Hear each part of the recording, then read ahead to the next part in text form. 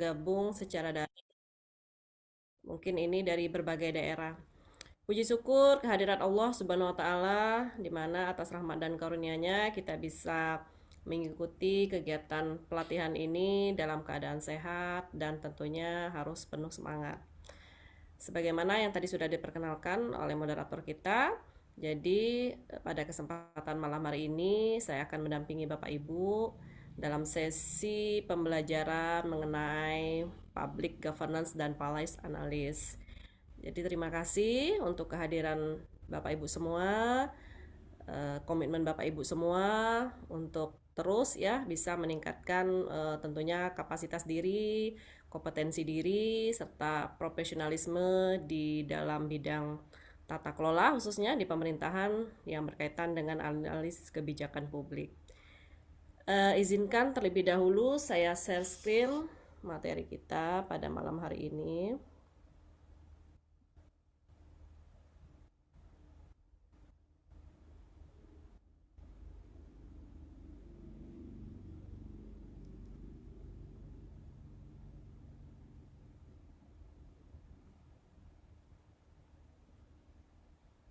Baik, apa sudah terlihat di layar Bapak Ibu? Apakah sudah terlihat di layar Bapak Ibu? Sudah, Ibu. Baik. Sudah. Ya, terima kasih.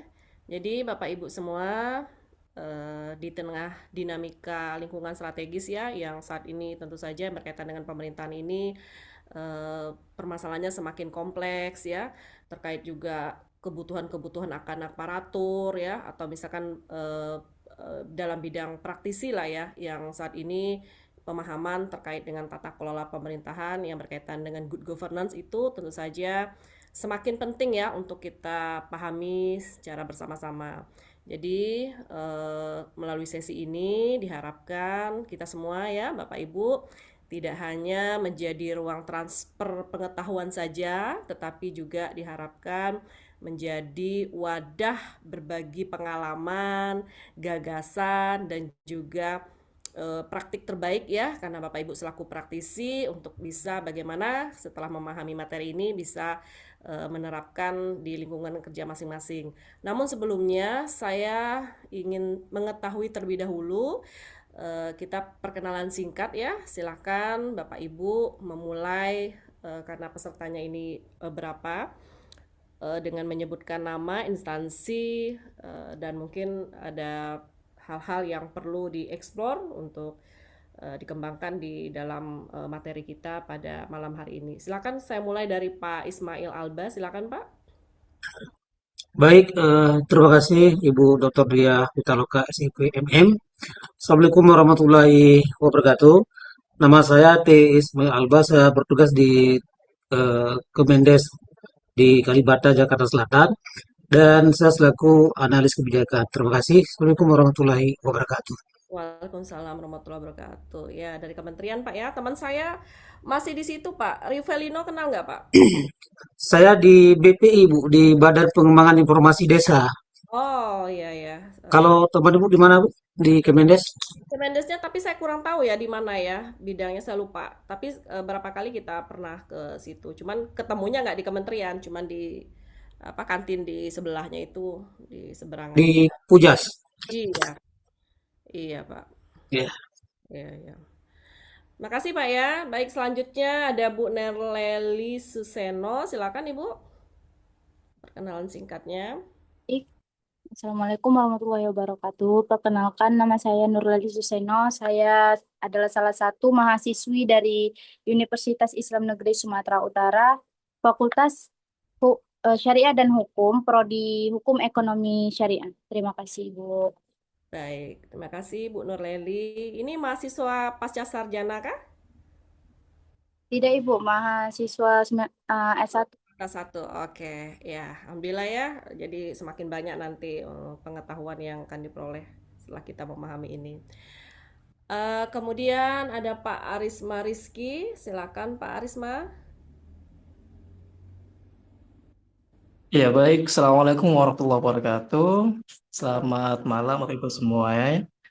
Saya Risma Rizky, saya merupakan fresh graduate S1 Ilmu Hukum Universitas Negeri Surabaya. Salam kenal Bapak Ibu semuanya. Terima Baik, kasih. salam kenal Pak Arisma, luar biasa yang dari Surabaya ya.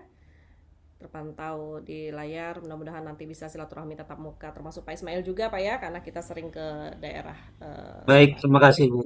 Iya. Selanjutnya ada Bu Nur Hayati, silakan Ibu. Bu Nur Hayati. Oke, sepertinya tidak di tempat. Baik, Bapak Ibu, terima kasih untuk perkenalan singkatnya. Izinkan kami memulai materi kita pada malam hari ini. Sebelumnya tentu saja sebelum kita masuk ya ke materi yang lebih mendalam, terlebih dahulu izinkan saya menyampaikan terkait dengan tujuan dari pelatihan kita pada malam hari ini. Nah, tujuan pertama sebagaimana terlihat di slide ini adalah bagaimana ya kita semua terkait dengan tujuan pertama ini kita bisa memiliki pemahaman yang sama mengenai konsep governance ya atau tata kelola di dalam kebijakan publik. Jadi kita tahu bahwa saat ini pemerintahan kita tidak lagi bekerja sendiri, tetapi bagaimana harus mampu berkolaborasi ya dengan berbagai pihak tentunya, baik itu dunia usaha, masyarakat, akademisi maupun organisasi-organisasi lain.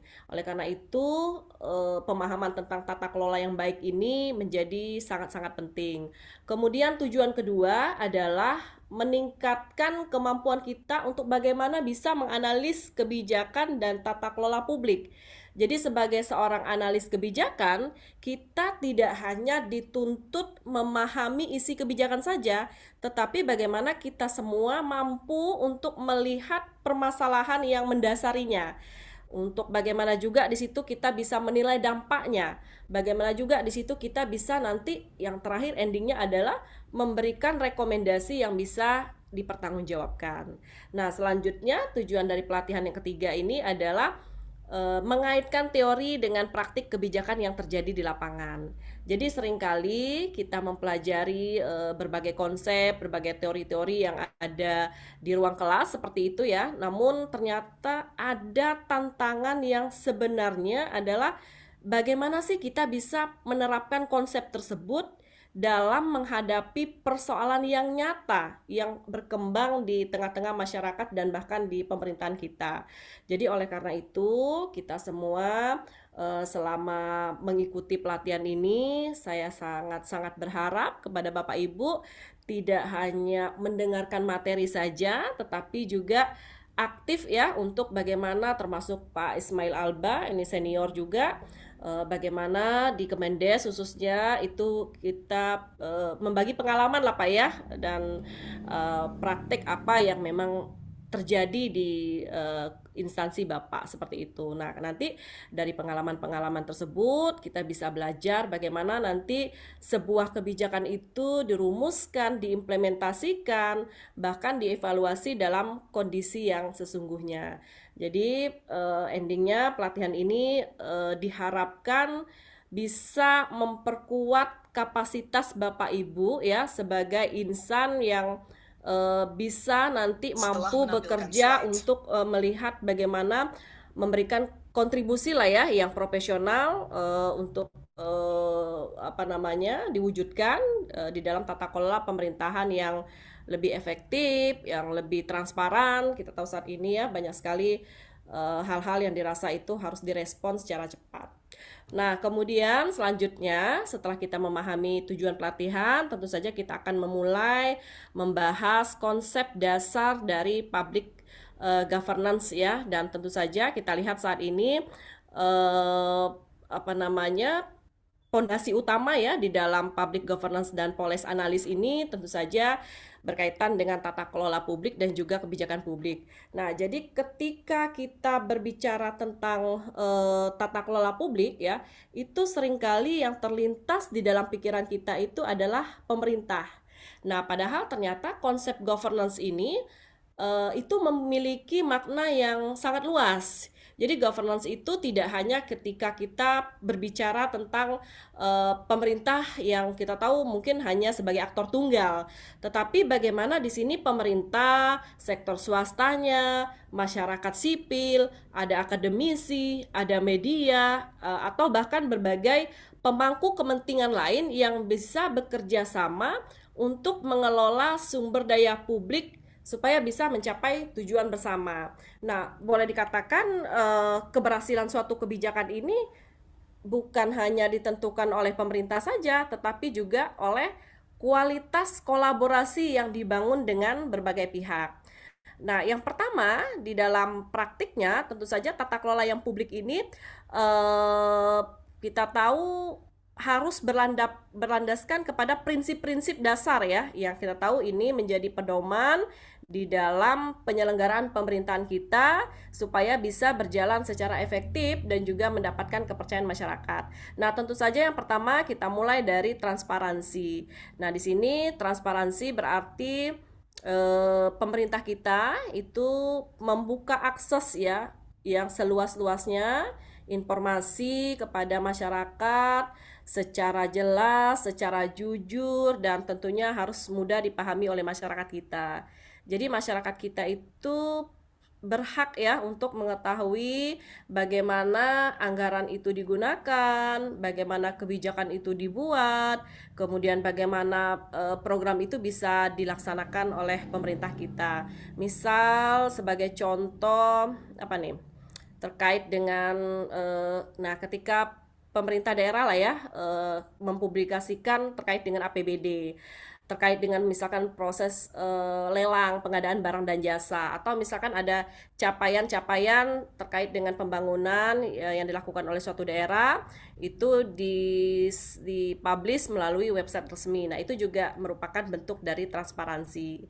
Kemudian berkaitan dengan akuntabilitas. Nah, di sini akuntabilitas ini berarti setiap kebijakan, setiap program ya, maupun anggaran bagaimana bisa digunakan untuk dipertanggungjawabkan. Nah, itu pejabat publik itu tidak hanya memiliki kewenangan, tetapi juga harus siap dia menjelaskan hasil dan juga dampak dari keputusan yang sudah dilakukan. Karena masyarakat kita saat ini ya tidak hanya menilai apakah program tersebut sudah dilaksanakan, tetapi juga bagaimana program itu memberikan impact ya yang memang nyata di tengah-tengah masyarakat. Nah, kemudian responsibilitas atau tanggung jawab ya di sini juga menekankan bahwa seluruh tindakan dari pemerintah kita itu sudah harus sesuai dengan yang namanya peraturan perundang-undangan, norma-norma yang berlaku, ada di situ mungkin ada etika-etika publik ya.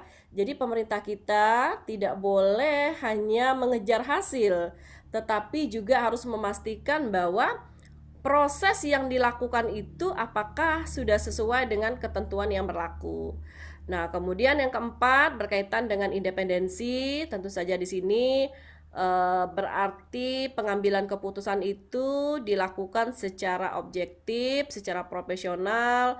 Dia harus bebas dari tekanan-tekanan kelompok tertentu ya, atau misalkan ada kepentingan-kepentingan politik sesaat ya, maupun misalkan di situ ada konflik-konflik kepentingan. Nah, jadi dalam analis kebijakan, independensi ini sangat-sangat penting. Bagaimana ada rekomendasi yang benar-benar bisa dihasilkan berdasarkan data dan fakta yang terjadi di lapangan.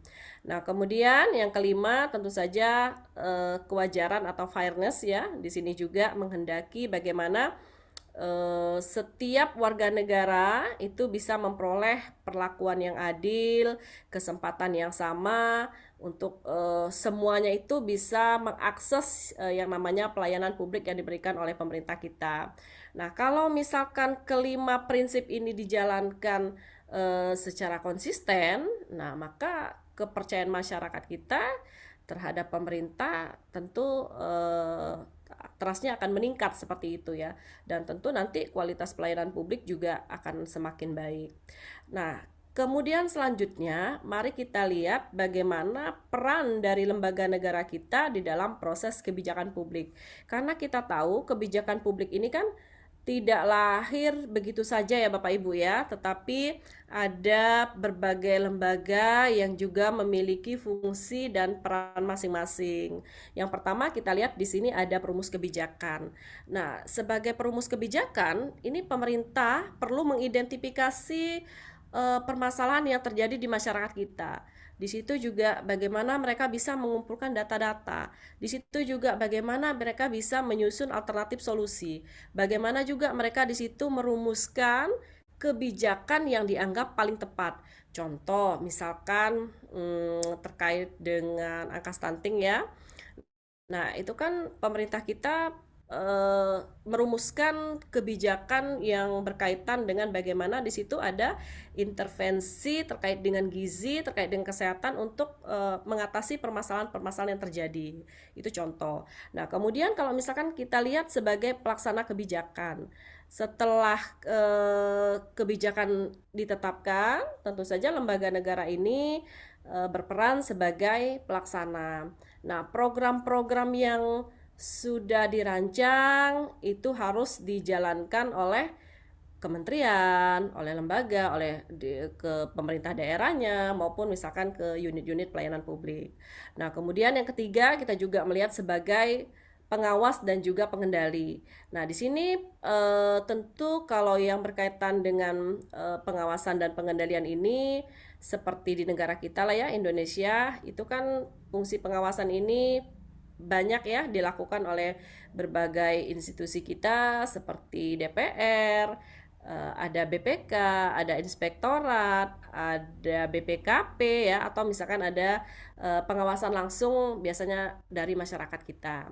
Nah, kemudian sebagai penjaga kepentingan publik juga di sini bagaimana lembaga negara kita juga benar-benar harus bisa memastikan bahwa kebijakan publik yang sudah dibuat itu benar-benar harus berpihak kepada kepentingan masyarakat secara luas. Jadi tidak boleh berpihak kepada kepentingan kelompok-kelompok tertentu.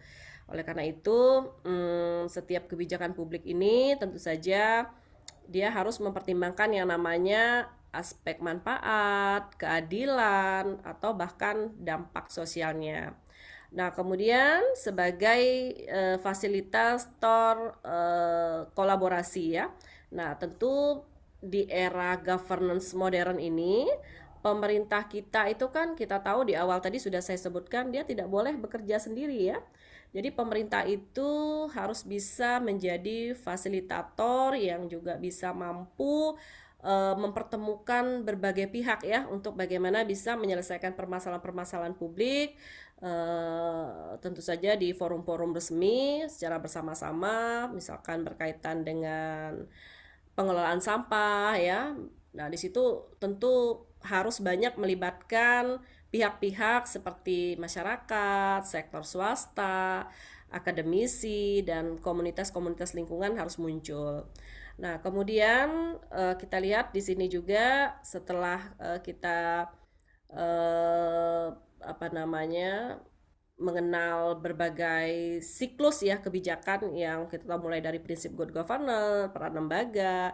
Nah, tentu kita harus masuk juga ke tahapan bagaimana bisa menyusun dan melaksanakan kebijakan publik.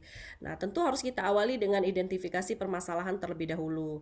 Jadi semua kebijakan itu tentu harus berawal dari permasalahan-permasalahan publik. Nah, pertanyaan yang harus dijawab adalah masalah apa sih yang sebenarnya saat ini misalkan ya ada hal yang dirasa itu berpengaruh atau berdampak luas di masyarakat kita. Seberapa besar sih dampaknya dan siapa sih yang terdampak? Nah, itu harus dirumuskan terlebih dahulu. Jadi kalau misalkan tanpa identifikasi permasalahan yang tepat, tentu saja kebijakan yang dihasilkan ini berpotensi tidak menyelesaikan persoalan yang sesungguhnya. Nah, kemudian yang kedua berkaitan dengan agenda kebijakan. Jadi tidak semua masalah itu ya langsung menjadi prioritas pemerintah kita. Karena pada tahap ini dilakukan yang namanya proses seleksi untuk menentukan mana sih yang paling mendesak, mana sih yang harus segera urgent ya ditangani, dilakukan keputusan yang berpengaruh kepada masyarakat luas. Jadi faktor politik, ekonomi, sosial ya, atau misalkan ada tekanan publik itu biasanya sangat-sangat sering ya dia mempengaruhi bagaimana bisa masuknya suatu isu itu ke dalam agenda-agenda kebijakan. Nah, kemudian di tahap yang ketiga berkaitan dengan perumusan alternatif kebijakan. Jadi setelah kita tetapkan ya apa namanya permasalahan ini sebagai agenda, tentu saja pemerintahan kita sudah mulai nih harus menyusun bagaimana nanti ada alternatif solusi. Nah, di dalam tahapan ini tentu diperlukan yang namanya data, kajian akademis, kemudian ada analis biaya dan manfaat, dan yang paling penting itu harus bagaimana nanti ada konsultasi ya dengan para pemangku kepentingan. Nah, kemudian di tahap yang keempat tentu saja ada penetapan kebijakan. Nah, jadi alternatif yang dianggap paling efektif itu kemudian nanti dipilah ya, kemudian inilah yang nanti ditetapkan menjadi kebijakan resmi melalui sebuah peraturan, melalui sebuah keputusan, ataupun langsung ditetapkan sebagai program dari pemerintah kita. Nah, kemudian selanjutnya berkaitan dengan tahap yang kelima ini adalah implementasi kebijakan. Nah, implementasi ini tentu saja sering kita sebut sebagai tahap yang paling menantang ya. Jadi banyak kebijakan itu biasanya dirancang dengan baik, tetapi ternyata bisa gagal Bapak Ibu ya, karena ternyata pada saat implementasinya itu tidak bisa berjalan secara optimal. Nah, itu bisa disebabkan karena faktor dari SDM ya, dari anggaran, dari komunikasi yang dilakukan, mungkin lemahnya koordinasi antar instansi, dan bisa saja itu tidak mendapat dukungan dari masyarakat sehingga sangat-sangat menentukan di dalam keberhasilan implementasinya. Nah, tahap terakhir tadi adalah evaluasi, di mana kita tahu evaluasi ini bertujuan untuk mengetahui apakah kebijakan yang sudah dilaksanakan itu sudah mencapai tujuan yang diharapkan. Kalau misalkan hasilnya nanti belum optimal, maka pemerintah kita bisa melakukan perbaikan, revisi ya, atau misalkan itu bisa mengganti lah ya, kalau misalkan kebijakan dirasa tidak efektif seperti itu. Bapak Ibu, alangkah baiknya kalau misalkan on cam ya, biar saya tidak cuap-cuap sendiri. Pak Ismail masih di layar? Masih, ya. Ibu Nurleli? Bapak Arisma? Iya. Bu Nurhayati? Oke. Bu Nur izin dari mana Ibu?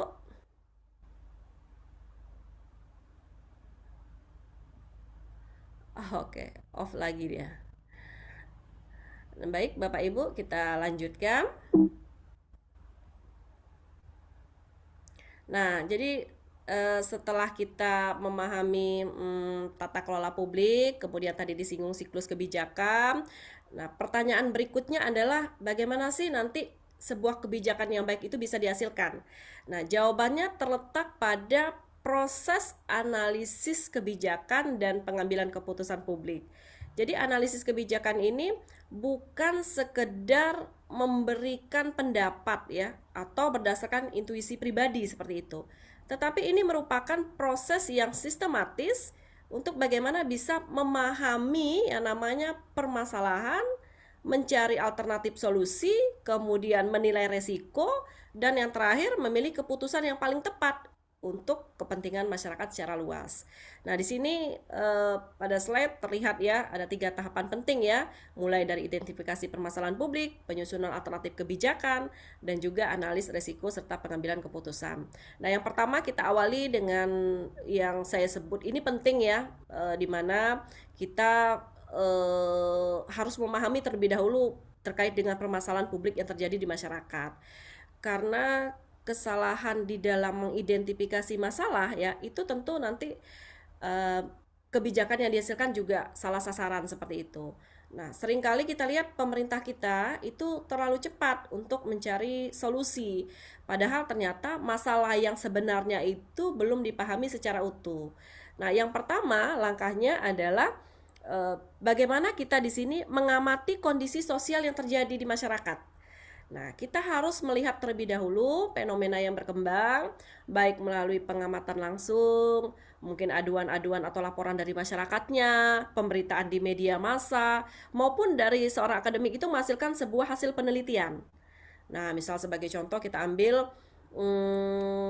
meningkatnya jumlah gelandangan atau pengemis ya di suatu perkotaan. Nah, ini kan merupakan fenomena ya yang ternyata perlu kita amati, kita analis lebih jauh. Nah, apakah mungkin kita lihat penyebabnya itu karena faktor ekonomi, urbanisasi, rendahnya pendidikan, atau ada hal faktor lain misalkan seperti itu. Nah, maka nanti kita harus mengumpulkan terlebih dahulu nih data dan fakta yang mendukung. Nah, di sini kebijakan itu tentu harus disertai dengan data bukan asumsi. Jadi setelah menemukan identifikasi permasalahannya, kita kumpulkan data dan fakta pendukungnya. Misalkan berkaitan dengan persampahan lah Pak Ismail ya saat ini ya, banyak sekali baik di pusat maupun di daerah. Kita tidak boleh misal hanya mengatakan bahwa sampah itu meningkat seperti itu. Nggak boleh seperti itu ya. Tapi kita perlu mengetahui dulu berapa volume sampah per hari misalkan, berapa daya tampung kapasitas di TPA-nya, berapa tingkat pengurangan sampahnya. Kemudian perlu kita telusuri lebih jauh lagi bagaimana perilaku masyarakatnya di dalam pengelolaan sampah tersebut. Nah, kemudian nanti kita di tahap ketiga ini menentukan pihak yang terdampak. Jadi setelah kita identifikasi siapa saja yang terdampak dari permasalahan sampah tadi misalkan, nah maka kita harus mempertimbangkan dulu nih dari seluruh pemangku kepentingan ada di situ misalkan masyarakat ya yang secara langsung tentu terdampak, ada pelaku usaha misalkan peran pemerintah daerahnya seperti apa, sampai misalkan kita lihat ternyata yang terdampak itu juga termasuk kelompok-kelompok rentan seperti itu. Nah, kalau misal kita sudah memahami kelompok atau siapa saja yang terdampak, maka kebijakan nanti yang dibuat ini harus lebih tepat sasaran. Nah, kemudian yang terakhir, kita harus bisa merumuskan masalah secara jelas. Jadi rumusan masalah yang baik itu tidak boleh hanya berupa naratif ya. Misalkan kita ambil contoh lain, bagaimana pengangguran itu meningkat seperti itu. Nah, tetapi bagaimana juga di sini kita harus mengidentifikasi atau merumuskan masalah secara lebih spesifik. Misalkan kita ambil rumusan masalahnya itu yang berkaitan dengan pengangguran ya. Nah, itu boleh kita masukkan di situ misalkan persentase atau misalkan usia seperti itu ya, sehingga kita langsung mengambil kesimpulan bahwa tingginya angka pengangguran kelompok usia misalkan 18 sampai 25 tahun akibat misalkan ketidaksesuaian kompetensi lulusan dengan kebutuhan pasar kerja. Nah, jadi kan itu spesifik. Nah, kalau misalkan semakin spesifik rumusan masalahnya, semakin mudah tentunya kita mencari solusi yang tepat. Nah, kemudian berikutnya terkait dengan setelah permasalahan itu berhasil diidentifikasi, kita tentu tidak boleh ya langsung untuk mengambil keputusan. Jadi seorang analis kebijakan itu harus mampu menyusun beberapa alternatif solusi. Nah, di sini Bapak Ibu bisa lihat ya, ada tahapan bagi seorang analis kebijakan berkaitan dengan bagaimana bisa menyusun alternatif-alternatif kebijakan. Nah, tentu langkah pertama yang dilakukan adalah harus menentukan dulu nih tujuan kebijakan itu secara jelas.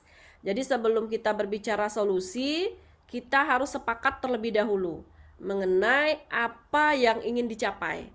Kalau misalkan tujuannya itu tidak jelas, nanti Kita khawatir arah kebijakan itu nanti akan menjadi kabur dan akan sangat-sangat sulit diukur dari sisi keberhasilannya. Misal tadi persampahan, tentu dalam penanganan sampah tujuan kebijakannya itu tadi bisa misalkan berupa mengurangi volume sampah yang misalkan masuk ke TPA itu sebesar, kita sebutkan persentasenya seperti itu.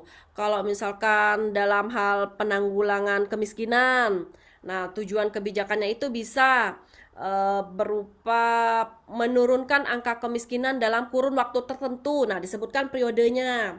Nah, misalkan dalam penanganan stunting, tujuan kebijakannya itu adalah menurunkan prevalensi stunting pada balita seperti itu. Nah, jadi ini perlu kita pahami bahwa tujuan yang baik itu lagi-lagi harus spesifik, terukur, realistis, dan tentu memiliki batas waktu yang jelas, Pak Ismail ya.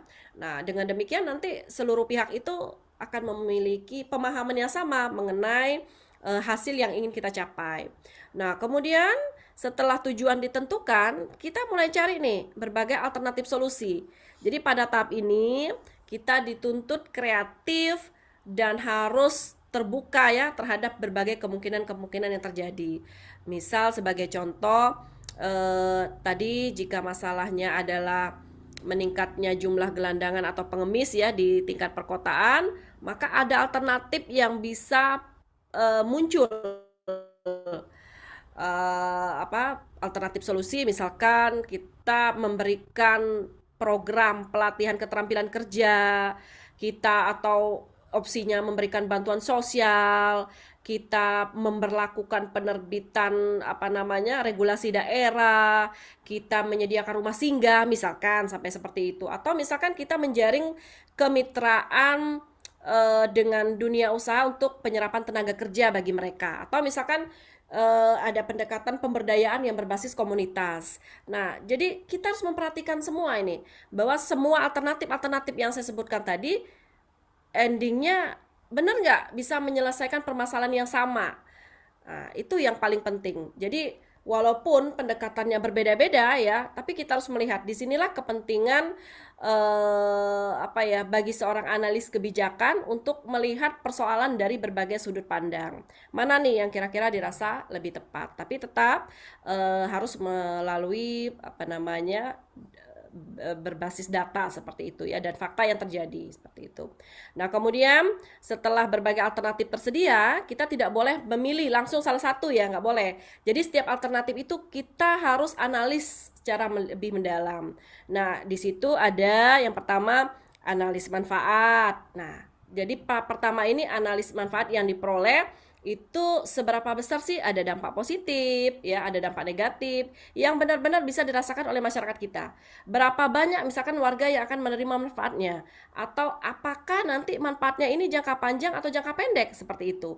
Contoh berkaitan dengan gelandangan tadi, misalkan pelatihan kerja dari opsi yang pertama yang saya sebutkan dari beberapa tadi ya, apakah pelatihan kerja itu mungkin ketika itu diberikan ya akan tentunya memakan waktu atau membutuhkan waktu yang lebih lama, Pak ya.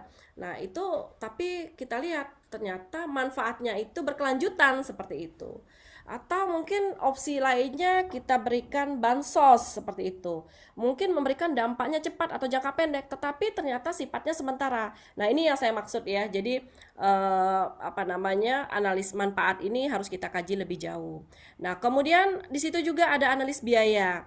Nah, kita menghitung dulu biaya-biaya yang diperlukan. Jadi tidak semua dari opsi-opsi kebijakan yang saya sampaikan tadi itu bisa dilaksanakan apabila kalau misalkan kemampuan anggaran itu ada seperti itu ya. Kalau misalkan terbatas, nah biasanya ini kan menjadi permasalahan juga, karena yang perlu diperhatikan di dalam analis biaya itu besarnya anggaran, ketersediaan SDM-nya, sarana dan prasarananya, bagaimana waktu pelaksanaannya. Nah, ini yang menjadi perhatian kita semua, bahwa kadangkala pemerintah kita itu seringkali memilih alternatif yang memberikan manfaat terbesar dengan penggunaan sumber-sumber daya yang paling efisien. Nah, kemudian juga setelah analisis manfaat biaya ya, analisis resikonya juga ini perlu ya. Karena setiap kebijakan tentu saja ada resiko, ada konsekuensi yang juga harus kita antisipasi. Misal apa resiko-resikonya? Penolakan masyarakat jelas, ada konflik kepentingan jelas ada di situ, ada juga penyalahgunaan anggaran oleh SDM atau aparaturnya, ada juga berkaitan dengan resiko bisa saja kegagalan implementasi atau misalkan ada perubahan dari kondisi-kondisi politik sosial seperti itu. Jadi kalau misalkan semakin awal ya kita mendeteksi resikonya, maka juga kita harus segera mungkin menyiapkan mitigasi resikonya.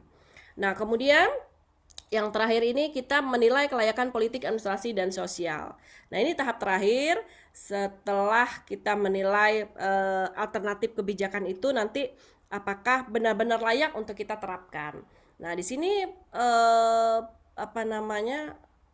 Tentu harus kebijakan ini harus mendapat dukungan ya dari para pengambil keputusan. Misalkan di situ apakah oleh DPRD-nya, oleh kepala daerahnya, dari kementerian terkait, atau misalkan ada kepentingan-kepentingan kelompok tertentu yang untuk bagaimana bisa mendukung kebijakan tersebut.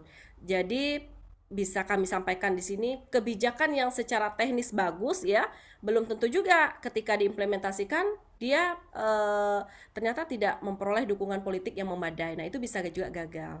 Nah, kemudian selanjutnya nanti kita juga akan melihat dari sisi kemampuan organisasi pelaksananya atau instansinya.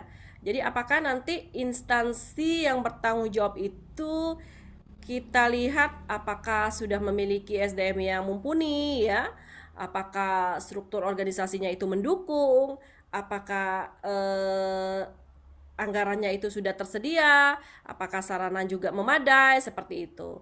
Nah, jadi jangan sampai banyak sekali ya kebijakan-kebijakan itu gagal bukan karena konsepnya yang buruk, tetapi karena kapasitas pelaksanaannya itu ternyata belum siap. Nah, kemudian yang terakhir adalah kelayakan sosial. Nah, di sini bagaimana nanti respon masyarakat kita terhadap kebijakan yang sudah dilakukan oleh pemerintah kita? Apakah nanti ini sesuai dengan nilainya, sesuai dengan budaya yang ada di masyarakat kita, atau dengan kebutuhan masyarakat setempat? Misal sebagai contoh, kita ambil inilah ya, berkaitan dengan relokasi pedagang kaki lima misalkan. Nah, ini kan memang kalau kita lihat kebijakan relokasi dari pedagang kaki lima ini mungkin secara administratif sangat-sangat mudah untuk kita lakukan. Namun, apabila kalau kita mempertimbangkan kondisi sosial masyarakatnya, itu bisa menimbulkan penolakan yang bisa saja ini bergejolak seperti itu. Jadi kami tekankan bahwa perspektif masyarakat ini harus benar-benar selalu menjadi pertimbangan utama di dalam penyusunan kebijakan publik. Nah, kemudian selanjutnya di sini pada slide sebelah kanan ini Bapak Ibu juga bisa melihat bahwa penyusunan di dalam alternatif kebijakan itu pada dasarnya adalah kita harus memilih ya apa namanya jalan yang terbaik di berbagai alternatif pilihan yang tersedia. Nah, jadi tahap yang analis dampak dan risiko kebijakan ini juga menjadi penting ya, karena kita tahu kebijakan publik ini tidak pernah menghasilkan dampak yang seluruhnya positif. Jadi setiap keputusan itu pasti memiliki konsekuensi baik yang direncanakan maupun yang tidak direncanakan. Jadi Bapak Ibu selaku analis kebijakan itu harus mampu nih memprediksi apa yang mungkin terjadi setelah kebijakan itu diterapkan. Nah, dengan seperti itu tentu pemerintah melalui aparaturnya itu bisa meminimalkan yang namanya resiko dan memaksimalkan manfaat yang akan diterima oleh masyarakat. Nah, tahap pertamanya adalah bagaimana kita di sini ya mengidentifikasi potensi dampak dan resiko. Nah, tentu tahap pertama ini kita akan mencoba menjawab ya dari berbagai pertanyaan basic lah ya. Misalkan jika kebijakan ini diterapkan, apa sih yang mungkin bakal terjadi seperti itu. Nah, jadi kita identifikasi dulu dari dampak positifnya. Kita lihat misalkan saat ini era modernisasi, tentu saja digitalisasi pelayanan publik menjadi perhatian utama ya.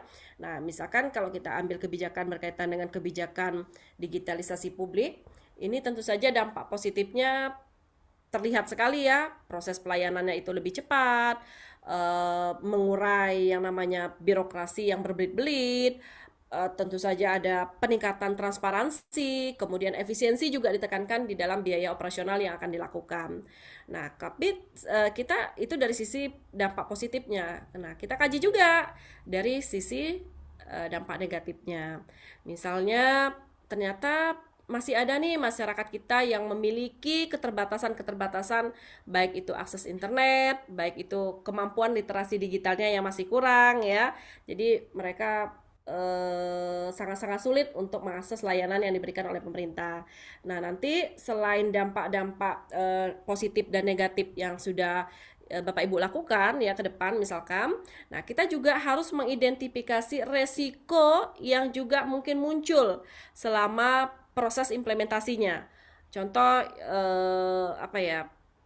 Selalu ya berulang saya sebutkan keterbatasan anggaran ya jelas, penolakan masyarakat, penyalahgunaan wewenang oleh aparaturnya, mungkin apa namanya kegagalan aparatur dalam memahami sistem teknologi itu juga menjadi identifikasi yang mesti kita lakukan untuk bagaimana kalau misalkan semakin baik ya kualitas analis kebijakan yang dihasilkan juga tentu akan semakin tepat seperti itu kalau misalkan sudah diurai dulu permasalahan dari identifikasi sampai kepada menganalisis dampak dan risiko ini. Nah, kemudian yang kedua tentu menilai tingkat kemungkinan dan besarnya dampak. Jadi setelah risiko kita berhasil kita identifikasi, langkah berikutnya kita menilai kemungkinan apa namanya tingkat kemungkinan dan besarnya dampak ini, apakah nanti ke depan kalau misalkan itu benar-benar terjadi. Nah, menilai kemungkinan terjadi ini kita awali dulu dengan pertanyaan misalkan, apakah resiko ini sangat mungkin terjadi? Atau apakah hanya mungkin dalam waktu tertentu itu terjadi seperti itu? Atau justru kemungkinannya sangat kecil? Nah, misal tadi sebagai contoh, ada penolakan masyarakat terhadap kebijakan baru yang mungkin memiliki kemungkinan yang paling tinggi. Atau misalkan berkaitan dengan bencana alam ya, yang mungkin akan mengganggu implementasi ketika ini diimplementasikan. Nah, jadi di situ harus kita nilai dulu tingkat keparahan dampaknya. Jadi kalau misalkan resiko itu sudah terjadi, kita bisa lihat apakah dampaknya itu kecil, sedang, besar, atau bahkan sangat besar. Nah, jadi kita menggunakan matriks resiko ya, karena ini seringkali digunakan seperti yang terlihat pada slide, semakin tinggi kemungkinan terjadinya atau semakin besar dari dampak yang diterima, maka tingkat resikonya itu juga akan semakin tinggi dan juga ini harus menjadi prioritas ya karena sifatnya urgent untuk apa namanya segera dilakukan penanganan seperti itu. Nah, resiko dengan kategori ekstrim itu memerlukan perhatian-perhatian khusus dan bagaimana kita seorang analis kebijakan itu bisa melakukan strategi terkait pengendalian yang lebih kuat dibandingkan dengan resiko yang lebih rendah. Nah, kemudian yang ketiga, tentu saja harus bisa membandingkan dampak antar alternatif kebijakan. Nah, di sini tentu kita tidak lagi bertanya apakah kebijakan tersebut baik atau buruk. Tetapi di sini harus kita lihat kebijakan mana sih yang paling memberikan manfaat dengan risiko yang bisa kita kendalikan. Nah, kemudian kita bandingkan dengan efektivitasnya. Kita melihat nih alternatif mana sih yang paling mampu untuk menyelesaikan masalah yang dihadapi. Contoh tadi dalam penanganan sampah ya. Nah, alternatif pertama misalkan apakah perlu membangun TPA baru, alternatif kedua misalkan perlu memperkuat program dari pengurangan sampahnya atau misalkan bagaimana bisa mengelola sampah tersebut dari sumbernya. Misalkan kita ambil juga alternatif ketiga, bagaimana mengembangkan teknologi ya berkaitan dengan mengelola sampah ini. Nah, tentu kan ini masing-masing itu kan memiliki tingkat efektivitas yang juga berbeda-beda. Nah, jadi selain efektivitas, kita juga harus bisa membandingkan biaya-biaya yang dibutuhkan. Karena kita tahu tidak semua daerah itu memiliki kemampuan fiskal yang sama, sehingga aspek efisiensi ini menjadi sangat-sangat penting. Nah, baru kemudian kita bandingkan tingkat resikonya dari setiap alternatif masing-masing yang sudah kita lakukan. Misalkan alternatif yang paling baik itu biasanya ya, itu bukan selalu yang paling murah atau paling cepat, melainkan yang memberikan manfaat terbesar dengan resiko yang bisa dikendalikan atau yang paling dapat dikelola. Nah, yang terakhir, menyusun strategi mitigasi resiko ini. Nah, di sini kan mitigasi ini kan berarti upaya ya untuk mengurangi kemungkinan terjadinya resiko atau mengurangi dampaknya terhadap apabila misalkan resiko itu benar-benar terjadi. Tadi resiko penolakan masyarakat lah ya misalnya ya. Kalau misalkan terdapat resiko penolakan masyarakat, maka mitigasinya apa nih? Sosialisasi Pak ya, biasanya seperti itu. Atau konsultasi publik seperti itu. Atau misalkan yuk kita libatkan masyarakat sedini mungkin. Bagaimana dari proses awal ya di dalam penyusunan kebijakan. Nah, kalau misalkan berkaitan dengan apa nih misalkan resikonya? Kegagalan implementasi misalkan seperti itu. Kalau misalkan di sini terdapat kegagalan dalam implementasinya, maka diperlukan apa? Peningkatan kapasitas sumber dayanya. Bagaimana di situ dikuatkan koordinasi antar instansinya. Bagaimana juga di situ apa ya? Yang paling penting menyusun standar terkait dengan apa? Langkah-langkah operasional yang bisa dijelaskan melalui aturan-aturan yang lebih spesifik seperti itu.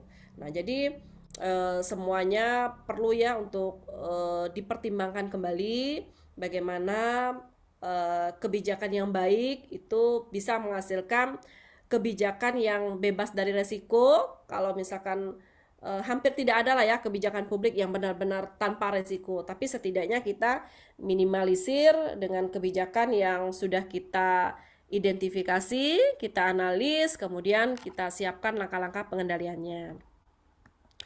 Nah, kemudian Bapak Ibu ya, di slide sebelumnya kita sudah membahas bagaimana sebuah kebijakan itu dianalis tadi mulai dari identifikasi, penyusunan alternatif kebijakan sampai analis dampak dan risiko.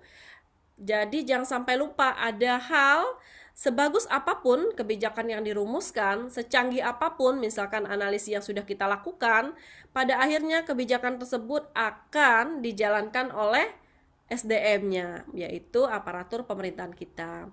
Oleh karena itu, keberhasilan tata kelola ini tidak hanya ditentukan oleh kualitas kebijakannya, tetapi kualitas sumber daya manusianya di dalam pelaksanaan atau implementasi yang akan dilakukan.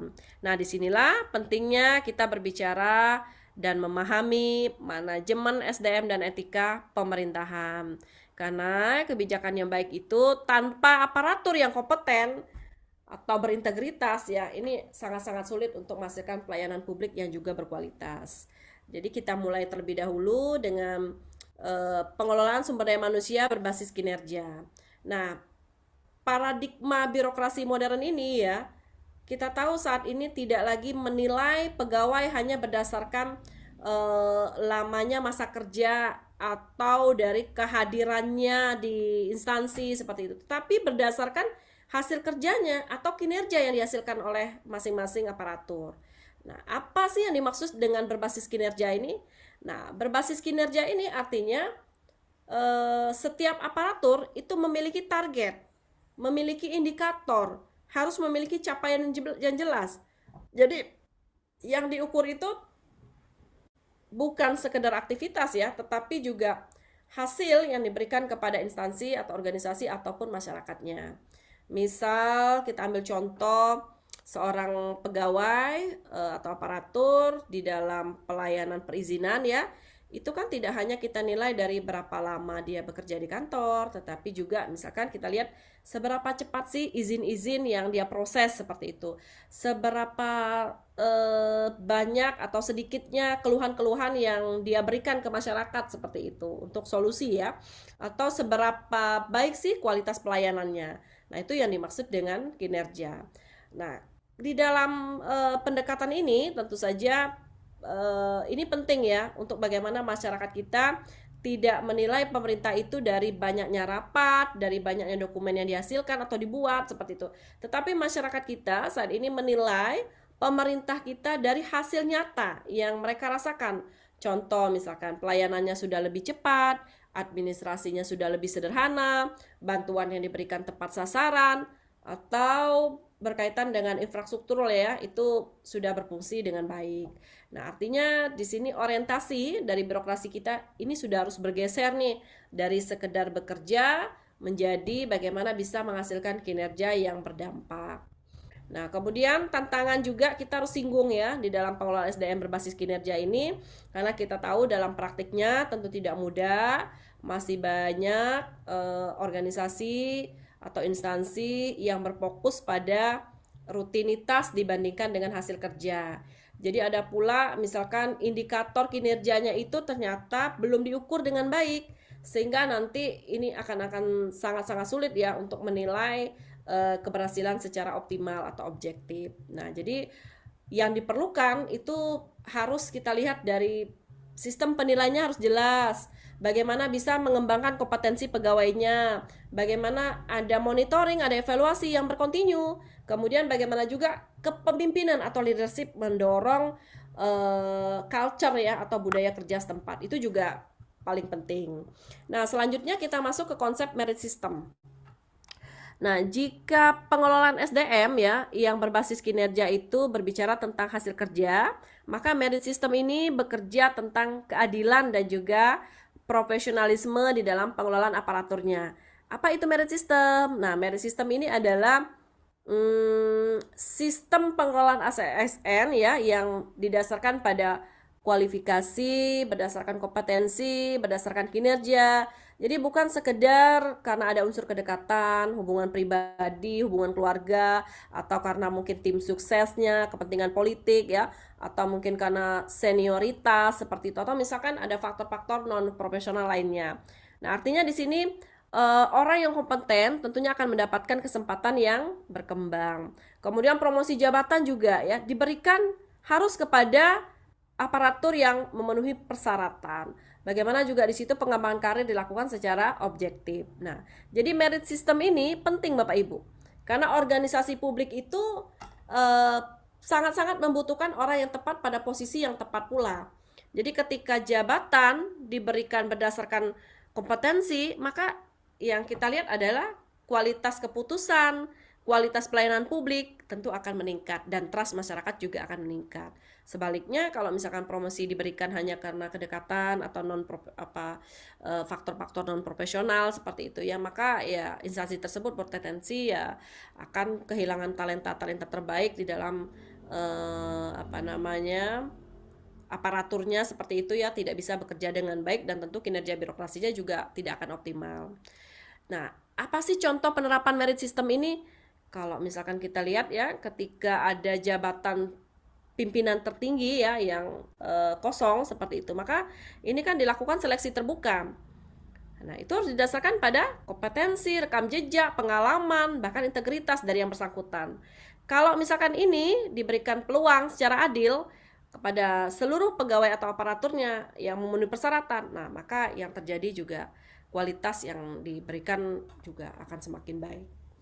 Tapi kita juga harus berbicara tantangannya ya di dalam merit system ini, karena tantangan merit system ini biasanya berasal dari budaya kerja atau budaya organisasi yang juga masih mengutamakan ternyata ada kedekatan-kedekatan personil ya dibandingkan dengan unsur profesionalismenya. Nah, ini yang sangat-sangat kita perlukan tentunya adalah komitmen dari seorang pemimpin dan harus ada pengawasan yang kuat dari peran lembaga negara yang juga harus berfungsi dengan baik ya, supaya merit system ini bisa benar-benar diterapkan. Kalau misalkan di daerah tentunya misalkan DPRD ya yang juga turut menjadi fungsi pengawasan dalam melakukan proses atau mengawasi apa yang dirasa itu tidak sesuai. Nah, kemudian Bapak Ibu, ternyata kompetensi saja itu belum cukup. Jadi seseorang ya bisa saja sangat pintar, sangat berpengalaman, tetapi kalau misalkan tidak memiliki integritas, maka kebijakan yang baik pun akan disalahgunakan. Karena itu di sini saya buatkan juga slide etika dan integritas, karena ini menjadi fondasi utama ya di dalam pemerintahan kita. Nah, etika di sini merupakan pedoman moral yang mengatur bagaimana seseorang aparatur itu bertindak di dalam menjalankan tugasnya. Misalkan etika di sini dituntut, bukan misalkan ya, tetapi memang harus ya, etika menuntut aparatur itu untuk bagaimana bisa bekerja secara jujur, adil, profesional, mengutamakan kepentingan publik, bagaimana mereka juga bisa menghindari konflik kepentingan, seperti itu. Jadi etika ini menjawab pertanyaan bukan hanya apa yang boleh dia lakukan, tetapi juga apa sih yang harusnya dia lakukan, seperti itu. Nah, di sini juga saya singgung integritas aparatur, di mana integritas ini adalah keselarasan antara ucapan dan tindakan. Jadi seseorang yang berintegritas itu akan tetap melakukan hal yang benar meskipun tidak ada yang mengawasi. Misal contoh, dia tidak menyalahgunakan jabatan, tidak menerima gratifikasi, bisa bekerja secara profesional meskipun nanti dia di dalam melakukan implementasi pekerjaannya itu ada tekanan-tekanan. Nah, kemudian saya juga singgung di sini akuntabilitas aparatur, artinya di sini setiap tindakan atau keputusan yang diambil harus bisa dipertanggungjawabkan kepada masyarakat. Dalam konteks pemerintahan itu apa? Penggunaan anggarannya harus jelas, program dari implementasinya juga memiliki hasil yang terukur, keputusan yang diberikan juga bukan mungkin, tapi memang harus ya bisa dijelaskan kepada masyarakat dengan pertimbangan-pertimbangan dari dasar keputusan tersebut. Nah, tentu ketika kita sudah memahami definisi masing-masing, di sini ada tujuan dari penerapan yang berkaitan dengan etika, integritas, dan juga akuntabilitas. Di mana di sini mewujudkan pemerintahan bersih berwibawa, meningkatkan kepercayaan masyarakat terhadap aparatur, mencegah penyalahgunaan kewenangan, sampai kepada meningkatkan kualitas pelayanan. Karena pada akhirnya ya seluruh upaya dari apa yang mesti dilakukan ini harus bermuara kepada peningkatan kualitas pelayanan kepada masyarakat kita. Jika kita rangkai ya dengan materi sebelumnya, maka bisa kita simpulkan bahwa kebijakan publik yang baik ini harus didukung oleh analis yang baik, tata kelola yang baik, serta aparatur yang kompeten dan juga berintegritas. Jadi ketiga unsur ini tidak bisa kita pisahkan Bapak Ibu, karena kebijakan SDM yang berkualitas ya itu akan sulit berhasil kalau misalkan ini tidak dilakukan atau tidak dipahami dengan baik. Sebaliknya juga SDM yang berkualitas juga tanpa ada arah kebijakan yang jelas juga tidak akan menghasilkan dampak yang optimal. Nah, Bapak Ibu, peserta pelatihan CPGPI ini, pada slide sebelumnya banyak sekali ya sudah kita ulas bagaimana keberhasilan dari kebijakan publik ini ditentukan oleh tadi kualitas sumber daya aparatur, penerapan merit system, etika dan integritas di dalam penyelenggaraan pemerintahan kita. Namun pertanyaannya, apakah aparatur yang kompeten dan berintegritas itu sudah cukup? Jawabannya kan belum tentu, karena dalam praktik pemerintahan modern kita saat ini, pemimpin juga itu harus bisa memastikan bahwa setiap kebijakan yang dibuat itu bisa dirasakan manfaatnya oleh seluruh lapisan masyarakat. Jadi bukan hanya kepada kelompok-kelompok tertentu. Nah, disinilah pentingnya kepemimpinan publik yang inklusif, perspektif gender, keadilan sosial di dalam kebijakan publik. Jadi kita di slide ini banyak hal ya yang kita mesti pahami, termasuk kita berbicara untuk siapa sih kebijakan ini dibuat dan bagaimana sih memastikan bahwa tidak ada kelompok masyarakat yang tertinggal, termasuk kelompok-kelompok rentan. Kita mulai dengan kepemimpinan publik inklusif. Ketika mendengar kata pemimpin, ini seringkali yang terbayang adalah seseorang yang memberi perintah atau yang membuat keputusan. Tapi dalam tata kelola modern ya, pemimpin itu bukan hanya pengambil kebijakan atau pengambil keputusan, tetapi dia sebagai fasilitator yang mampu merangkul berbagai kelompok-kelompok masyarakat.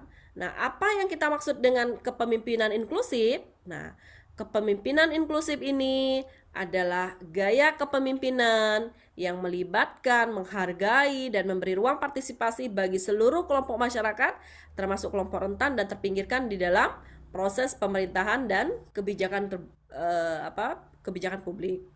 Nah, jadi kelompok-kelompok ini bisa misalnya perempuan ya, penyandang disabilitas, lansia, anak-anak, masyarakat miskin, apalagi tuh? Kelompok adat dan minoritas ya, atau misalkan masyarakat yang tinggal di wilayah terpencil. Nah, mengapa kepemimpinan inklusif ini penting Bapak Ibu? Ya, tentu karena kita lihat kebutuhan masyarakat ini kan tidak terlalu sama ya. Jadi kebijakan yang baik itu menurut pemerintah kita itu sudah sesuai, ternyata kalau misalkan kita implementasikan tidak sesuai dengan kebutuhan masyarakat. Kalau misalkan di dalam proses atau perencanaan awal itu tidak dilibatkan unsur masyarakat di dalam proses pengambilan keputusan sampai kepada implementasinya. Misal kita ambil contoh pemerintah kita ya sudah membangun yang namanya fasilitas pelayanan publik yang modern misalkan. Tetapi ternyata di dalam bangunan tersebut tidak menyediakan akses bagi penyandang disabilitas. Nah, itu juga dirasa implementasinya kurang baik seperti itu. Secara fisik bangunannya bagus, tetapi secara substantif ini belum inklusif karena belum mengakomodir seluruh kelompok masyarakat. Nah, karakteristik dari pemimpin inklusif ini seperti apa? Dia harus bisa mau ya mendengar berbagai pendapat, tidak diskriminatif, menghargai keberagaman. Dia juga mengawali segala sesuatunya dengan ruang dialog. Bagaimana juga di situ dia bisa mendorong partisipasi masyarakat. Jadi pemimpin seperti ini itu biasanya mampu membangun kepercayaan publik karena masyarakatnya itu merasa dihargai karena sudah dilibatkan. Nah, kemudian Bapak Ibu, kita juga melihat seringkali kita mendengar kata gender. Nah, sebagian orang kan bisa langsung mengaitkannya dengan perempuan seperti itu. Padahal gender dalam kebijakan publik itu berbicara tentang bagaimana pemerintah memahami kebutuhan yang berbeda antara laki-laki dan perempuan sehingga kebijakan yang dihasilkan itu adil. Nah, apa yang dimaksud dengan kebijakan responsif gender ini? Nah, di sini kebijakan responsif gender ini adalah kebijakan yang mempertimbangkan perbedaan kebutuhan, mempertimbangkan pengalaman-pengalaman, mempertimbangkan peran, kemudian tantangan-tantangan yang dihadapi baik itu laki-laki maupun perempuan. Artinya pemerintah kita itu tidak memperlakukan semua orang itu secara sama persis, tetapi memberikan perhatian sesuai dengan kebutuhan masing-masing kelompok. Kita ambil contoh dalam kehidupan nyata ya, misalkan dalam pembangunan fasilitas umum. Jika pemerintah membangun terminal, maka yang dipikirkan kan bukan hanya bangunannya saja, tetapi juga apakah di situ tersedia ruang menyusui misalkan bagi ibu yang punya bayi seperti itu. Apakah misalkan penerangannya sudah cukup aman bagi para perempuan kalau misalkan di malam hari? Apakah juga fasilitas sanitasinya sudah memadai? Nah, hal seperti itu perlu menjadi atensi bagi pemerintah kita. Kemudian mengapa sih responsif terhadap gender ini penting? Karena tanpa perspektif gender ya, sebagian kelompok masyarakat kita itu nanti merasa terabaikan, programnya juga tidak tepat sasaran, bahkan nanti ada ketimpangan ya secara sosial yang memang terus berlanjut. Nah, jadi tujuannya ini bukan untuk memberikan keistimewaan pada kelompok-kelompok tertentu ya, melainkan memastikan bahwa setiap warga memperoleh kesempatan dan manfaat yang setara. Nah, kemudian yang terakhir keadilan sosial di dalam kebijakan publik ya. Di sini juga jika kepemimpinan inklusif berbicara tentang bagaimana melibatkan masyarakat dan responsif gender tadi juga berbicara tentang kesetaraan ya, maka keadilan sosial ini berbicara tentang bagaimana manfaat pembangunan itu bisa dirasakan secara merata. Nah, apa itu keadilan sosial? Nah, di sini berarti pemerintah harus memastikan distribusi manfaat, kesempatan, beban, atau misalkan akses pelayanan publik ini sudah dilakukan secara adil. Adil itu kan tidak berarti harus sama rata ya. Kadang-kadang kelompok tertentu membutuhkan perhatian lebih besar karena kondisi mereka memang rentan. Contoh misalkan keadilan sosial lainnya, pemerintah sudah memberikan bantuan transportasi misalkan bagi siswa di daerah terpencil. Apa itu perlakuan khusus? Iya, itu perlakuan khusus. Apakah itu adil? Nah, inilah yang kita maksud dengan bentuk keadilan sosial karena kondisi mereka berbeda dengan siswa yang ada atau yang tinggal di pusat perkotaan. Nah, tentu dalam kebijakan publik biasanya kelompok yang perlu mendapatkan atensi atau perhatian lebih lanjut itu masyarakat miskin, lansia, anak-anak ya. Mereka yang tinggal di daerah pesisir, mereka yang tinggal di daerah kepulauan, atau misalkan kelompok-kelompok rentan lainnya. Sebagai contoh, misalkan di wilayah kepulauan, tentu masyarakatnya itu kan sering menghadapi keterbatasan-keterbatasan ya, terkait dengan akses pendidikan, kesehatan, transportasi, misalkan. Jadi kebijakan yang diharapkan itu harus bisa atau tidak boleh ya menyamakan dengan wilayah perkotaan. Nah, seperti yang saya sampaikan di awal tadi, tentu adil ini bukan sama rata, tetapi adil untuk melihat bagaimana proses atau penyediaan kebutuhan yang benar-benar dirasakan sangat-sangat diperlukan bagi masyarakat setempat. Nah, kemudian Bapak Ibu, di sini juga kami membuat slide ya terkait dengan bagaimana kebijakan publik pada dasarnya ini kita tahu merupakan hasil dari proses politik. Jadi setiap kebijakan yang kita lihat hari ini, baik di tingkat pusat maupun di daerah ya, ini lahir dari interaksi antara pemerintah, masyarakat, partai politik, kelompok kepentingan, ada media, ada akademisi, dan mungkin bahkan banyak sekali berbagai aktor yang terlibat.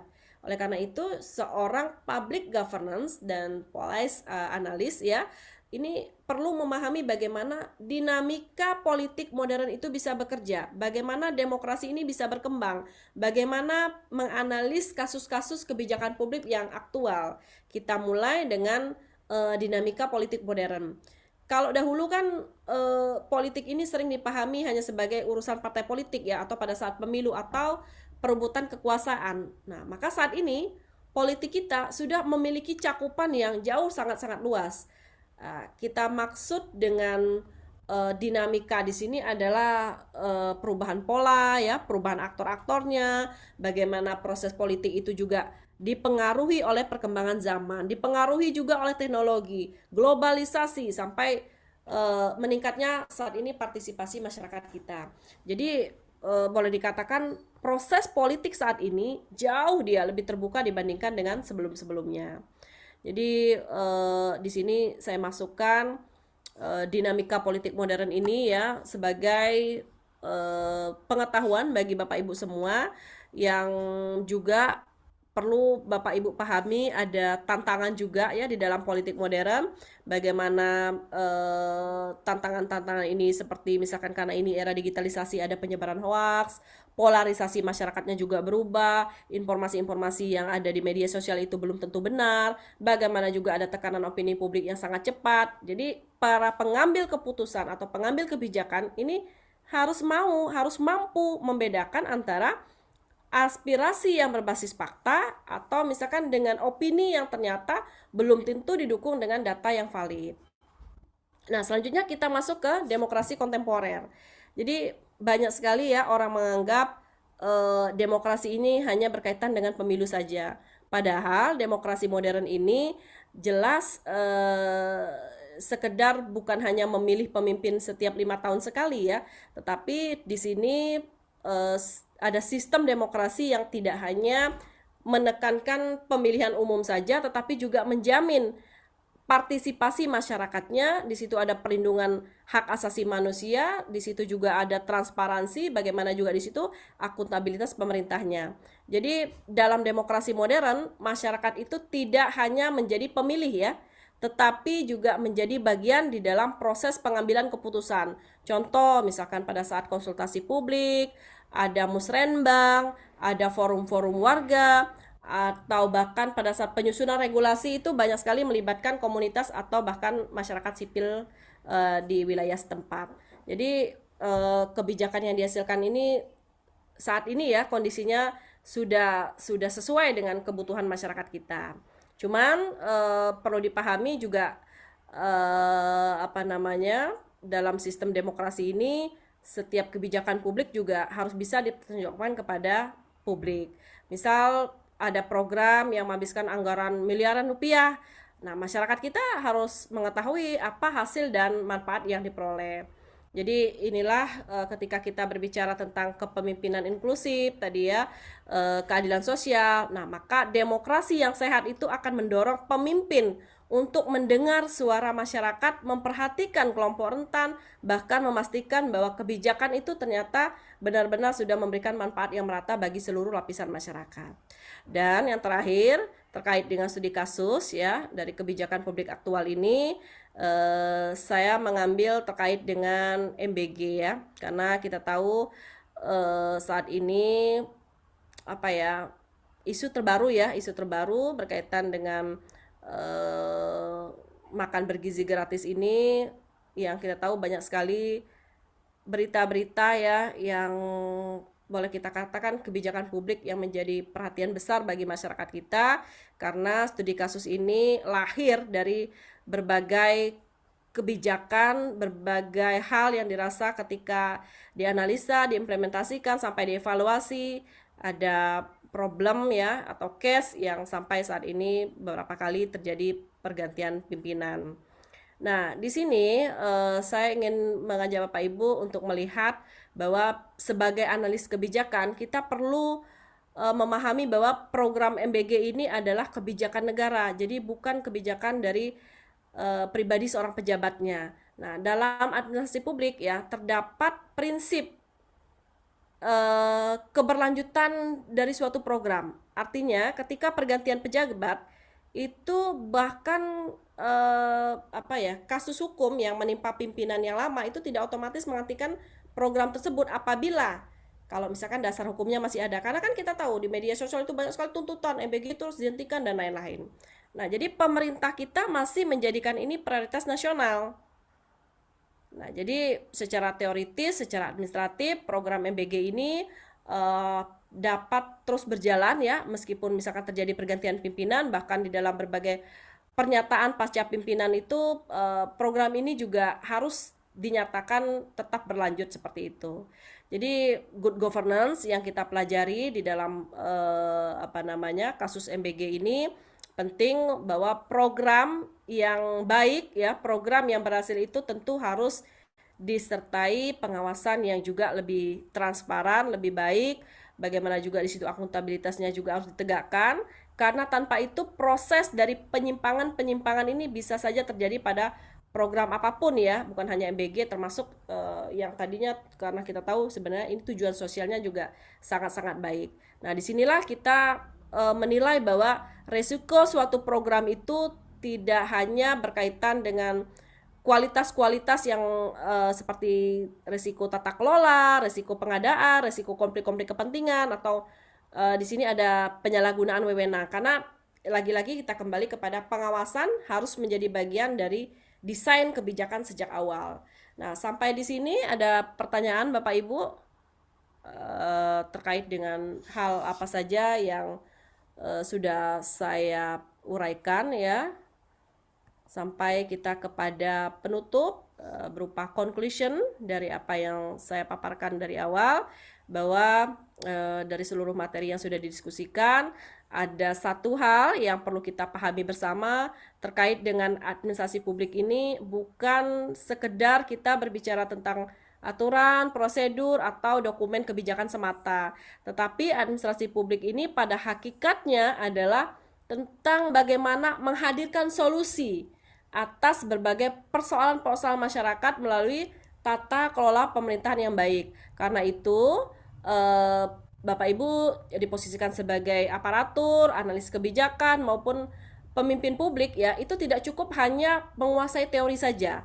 Kita juga dituntut untuk memiliki integritas, etika, kemampuan analitis ya, serta kepekaan terhadap kebutuhan masyarakat yang kita layani. Jadi kebijakan yang baik lahir dari analis yang baik juga lahir dari fakta dan data yang tentu saja harus akurat, namun pada akhirnya keberhasilan dari sebuah kebijakan itu harus ditentukan oleh komitmen dan juga kualitas dari manusia atau aparatur yang menjalankannya. Jadi Bapak Ibu semua sebagai peserta pelatihan CPGPI di bidang tata kelola pemerintahan ya, dan juga sebagai analis kebijakan, saya berharap Bapak dan Ibu tidak hanya membawa bekal pengetahuan dari pelatihan ini, tetapi juga membawa semangat untuk terus berkontribusi di dalam menciptakan pemerintahan yang lebih efektif, pemerintahan yang lebih transparan, akuntabel, inklusif ya, dan bahkan berorientasi kepada kepentingan masyarakat. Saya ucapkan terima kasih atas partisipasi melalui kehadiran Bapak Ibu semua, walaupun melalui daring ya. Saya sangat mengharapkan diskusi yang baik dari selama proses pelatihan ini berlangsung. Semoga nanti kita mendapatkan hal-hal yang lebih baru dari sisi manfaat dan juga apa yang mesti kita diimplementasikan di dalam tugas dan tanggung jawab di saat Bapak Ibu melakukan pekerjaan di instansi Bapak Ibu semua. Saya kembalikan kepada moderator.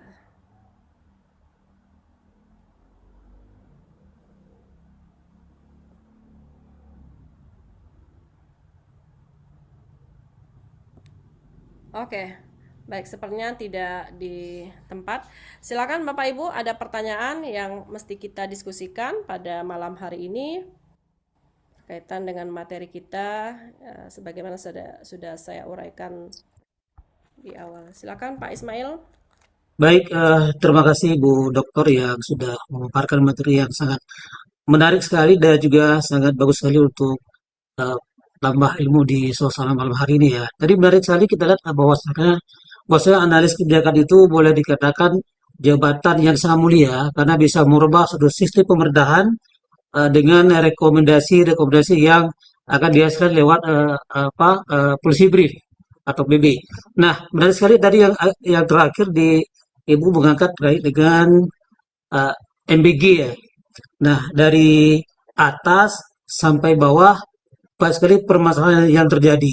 Nah, walaupun itu prioritas nasional, menjadi isu nasional dan juga menjadi masalah nasional. Nah, kalau kita lihat di lapangan itu, Bu, nah, menu harus memenuhi standar gizi seimbang. Apakah kalau kita identifikasi satu permasalahan, apakah dengan menu itu betul-betul bisa menambah gizi? Nah, kita lihat di lapangan, banyak kali kasus-kasus yang terjadi seperti risiko makan basi atau keracunan jika proses pengolahan penyimpangan dan distribusi tidak memenuhi standar keamanan pangan. Nah, itu salah satu isu yang sangat menarik dan juga banyak hal terjadi fenomena di lapangan. Nah, kemudian dari segi distribusi dan logistik ya, kita melihat penyaluran makanan ke daerah terpencil membutuhkan infrastruktur dan biaya yang lebih besar. Nah, potensi keterlambatan distribusi sehingga kualitas makanan jadi menurun, bisa basi karena dimasak itu sehingga saya itu sekitar jam 2 atau jam 3 dini hari. Nah, ketika sampai ke tempat lokasi di daerah pedalaman yang aksesnya sangat rentan dengan jalan rusak, lingkungan tidak mendukung, jembatan, infrastruktur pasum lainnya, itu seharusnya tidak efektif untuk dilaksanakan. Nah, apakah ada solusi-solusi lain yang bisa diterapkan untuk itu? Ya, terima kasih Pak Ismail Alba. Jadi ya, memang ini pertanyaan yang kami rasa sangat tepat ya untuk kita analis lebih dalam terkait perspektif, bukan hanya dari sisi teknis ya, tapi berbagai hal. Disinilah kita menilai pentingnya evaluasi kebijakan publik. Jadi tidak ada kebijakan yang sempurna Pak ya.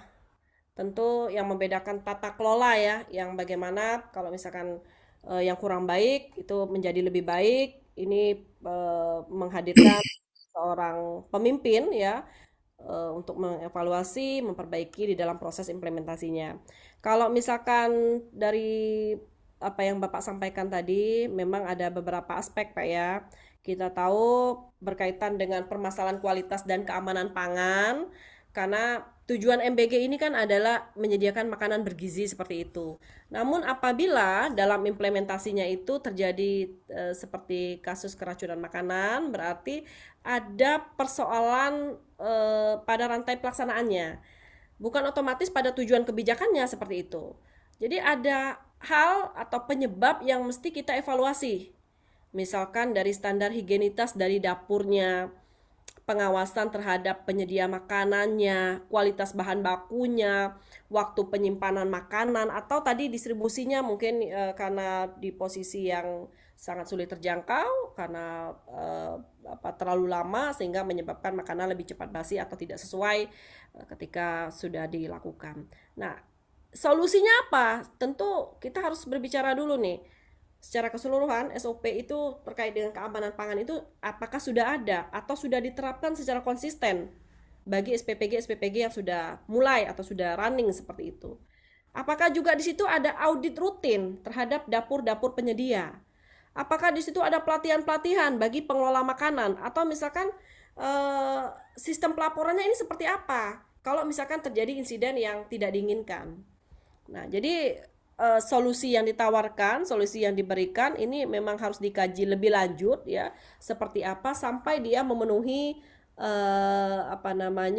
sesuai dengan tujuan dari presiden kita untuk bagaimana menyediakan makanan bergizi gratis bagi masyarakat ya, anak-anak dalam hal ini ya, termasuk 3B, bumil, busui dan balita yang memang membutuhkan. Nah, kemudian kasus keracunan atau kendala logistik itu kan tidak serta-merta menunjukkan bahwa tujuan dari program MBG ini keliru seperti itu. Yang perlu kita evaluasi adalah implementasinya. Jadi dalam ilmu kebijakan publik, evaluasi ini bukan mencari siapa yang salah, tetapi mencari apa yang perlu diperbaiki agar tujuan kebijakan ini bisa tercapai dengan lebih efektif. Jadi kebijakan yang baik adalah kebijakan yang mampu belajar dari pengalaman, memperbaiki kelemahan-kelemahan yang ada, dan menyesuaikan diri dengan kondisi di lapangan. Maka pergantian pimpinan yang saat ini konsen untuk mengurusi tata kelola, Pak ya, kembali lagi kepada tata kelola. Dari sisi aturan mungkin sudah lengkap, tapi bagaimana implementasi di lapangan? Tadi yang saya sebutkan, misalkan tadi belum adanya SOP berkaitan dengan keamanan pangannya, bagaimana ini harus ditetapkan, harus konsisten ini. Mungkin di situ juga tidak ada audit rutin karena keterbatasan SDM. Nah, ini harus bagaimana mereka memberikan kesempatan kepada pihak-pihak yang masyarakat pun harus bisa mengawasi secara bersama-sama karena ini era digitalisasi, termasuk media sosial juga sangat aktif, apalagi peran mama ya. Kalau misalkan dirasa makanan atau ada hal-hal yang dirasa tidak sesuai, maka ini cepat akan tersebar. Nah, hal-hal yang lain juga perlu, kalau misalkan ada pelaporan yang seperti itu, insiden yang tidak diinginkan, bagaimana mereka bisa memaksimalkan pelaporan yang baik untuk sampai kepada pengambil keputusan seperti itu. Mungkin itu dari kami, Pak. Ya, baik. Terima kasih Bu Edi. Ada satu lagi yang menarik Bu, terkait dengan tata kelola pemerintahan. Ya, ada tadi Ibu Dokter sampaikan yaitu merit system ya, adalah sistem yang menempatkan atau memilih seseorang berdasarkan kemampuan, kompetensi dan prestasi di dalam bekerja. Nah, di sini kita lihat bahwasanya dalam manajemen aparatur sipil negara atau ASN, merit system diterapkan agar pengangkatan, mutasi, promosi, dan pengembangan karir pegawai berdasarkan pada kualifikasi, kompetensi dan kinerja. Nah, masalah gini, kita sudah di sini kan boleh dikatakan KKN ya, ada teman, ada kawan, kemudian baik senioritas. Nah, sekarang gini Bu, misalnya kita sudah ikut satu tes atau bidding atau tes masuk apa aja untuk dipromosikan. Misalnya gini, ada kebutuhan formasi satu, sedangkan ya ikut tuh ada 2 orang. Secara kebetulan nilainya sama. Bagaimana pandangan Ibu tentang itu? Jadi maksud Bapak ada posisi yang kosong seperti itu? Ya, ada posisi yang kosong, tapi dibutuhkan 1 orang. Tapi yang lamar taruhlah 3 orang atau 4 orang. Tapi nilai yang sama itu 2 orang sama nilai, koma sama, nilai juga sama, hasil semua sama. Bagaimana kita melihat itu, Bu? Nah, ini kembali lagi kepada pemimpinnya, Pak ya. Kalau misalkan dari hasilnya itu sama, dari apa yang sudah dilakukan misalkan berdasarkan kriteria ya atau persyaratan yang memang sudah memenuhi. Sekali lagi memang promosi jabatan ini Pak itu kan masih sangat-sangat banyak dipengaruhi oleh non kompetensi seperti itu. Wajar kalau misalkan anggapan bahwa merit system itu ternyata belum membawa perubahan yang signifikan. Tetapi kita perlu melihat bagaimana kalau misalkan kita katakan hasilnya sama, berarti nanti ada kesenjangan antara kebijakan dan juga implementasinya. Nah, kalau misalkan itu tidak sesuai atau belum sesuai dengan tujuan yang diharapkan, maka kalau bolehlah kita katakan misalkan masih banyak orang yang melanggar ya berkaitan dengan karena mungkin pengawasannya lemah, penegakan hukumnya tidak konsisten atau budaya hal-hal yang belum terbentuk ya. Jadi kalau misalkan ada pendapat karena tadi Bapak mengatakan hasilnya sama, kita kembali lagi kepada seorang pemimpinnya. Benar kata Bapak tadi, boleh katakan ada unsur KKN pasti Pak ya.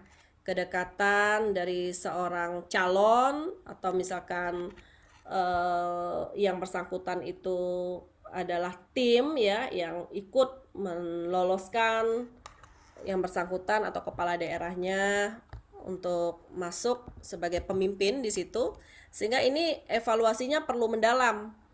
Kalau misalkan itu tidak ada apa ya boleh kita sebut misalkan tidak ada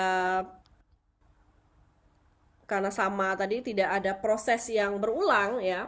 Nah, maka disinilah peran seorang pemimpin mampu melihat dan biasanya di sini ada pendapat atau hal-hal lain Pak yang dirasa kedua orang ini misalkan sama hasilnya, tetapi dalam eh,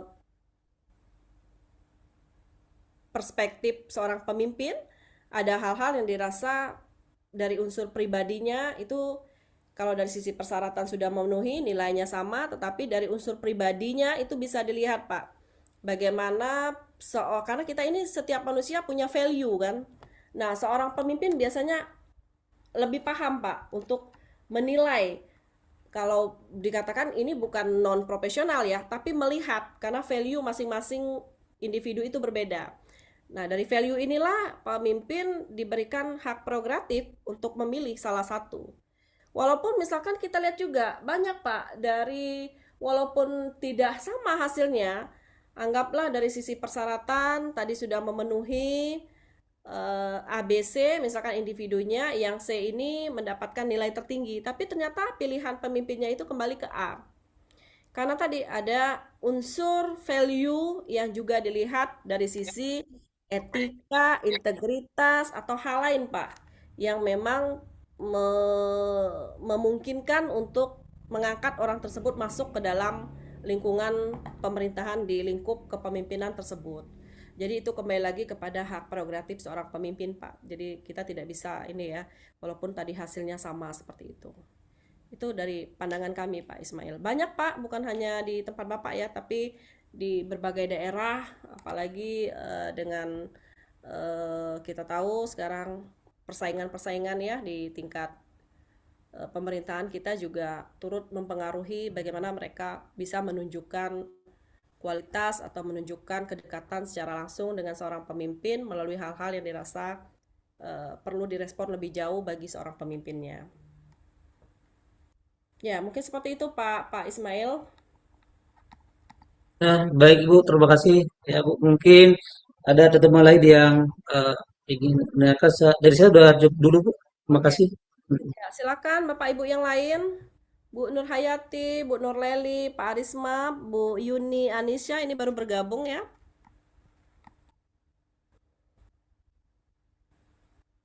Bapak Ibu, silakan.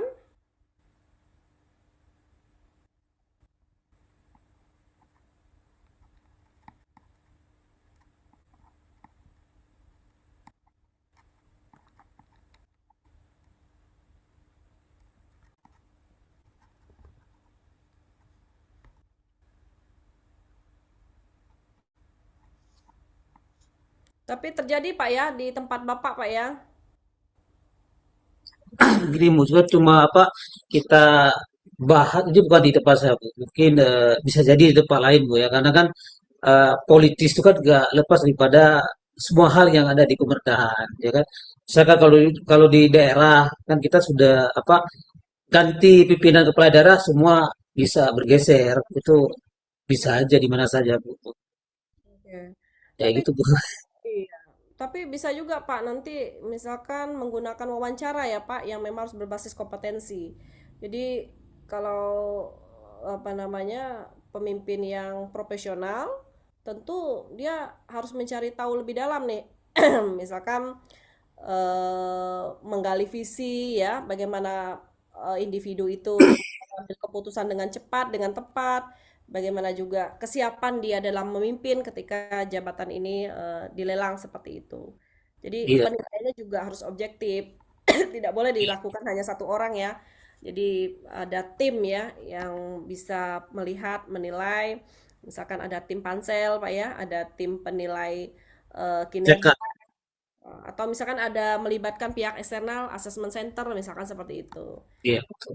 Jadi Kalau nanti di kita kan pekerjakan ya untuk pekerjaan menentukan dan memutuskan ya. di terakhir ya, biasanya.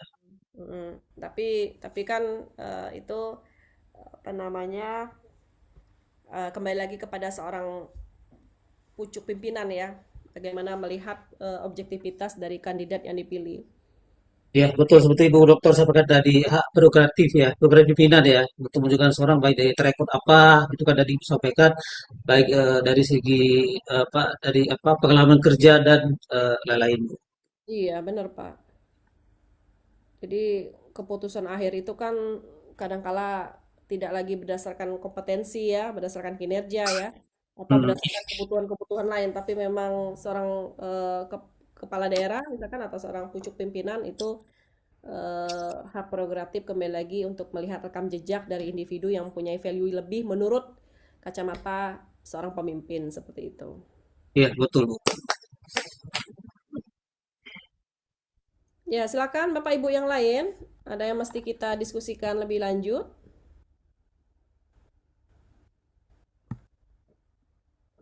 Kalau tidak ada, kita close, kita kembali lagi kepada moderator. Izin Bu, Bu Dokter ini kan ada apa? Tadi kan tentang analis apa analis kebijakan ya. Hmm.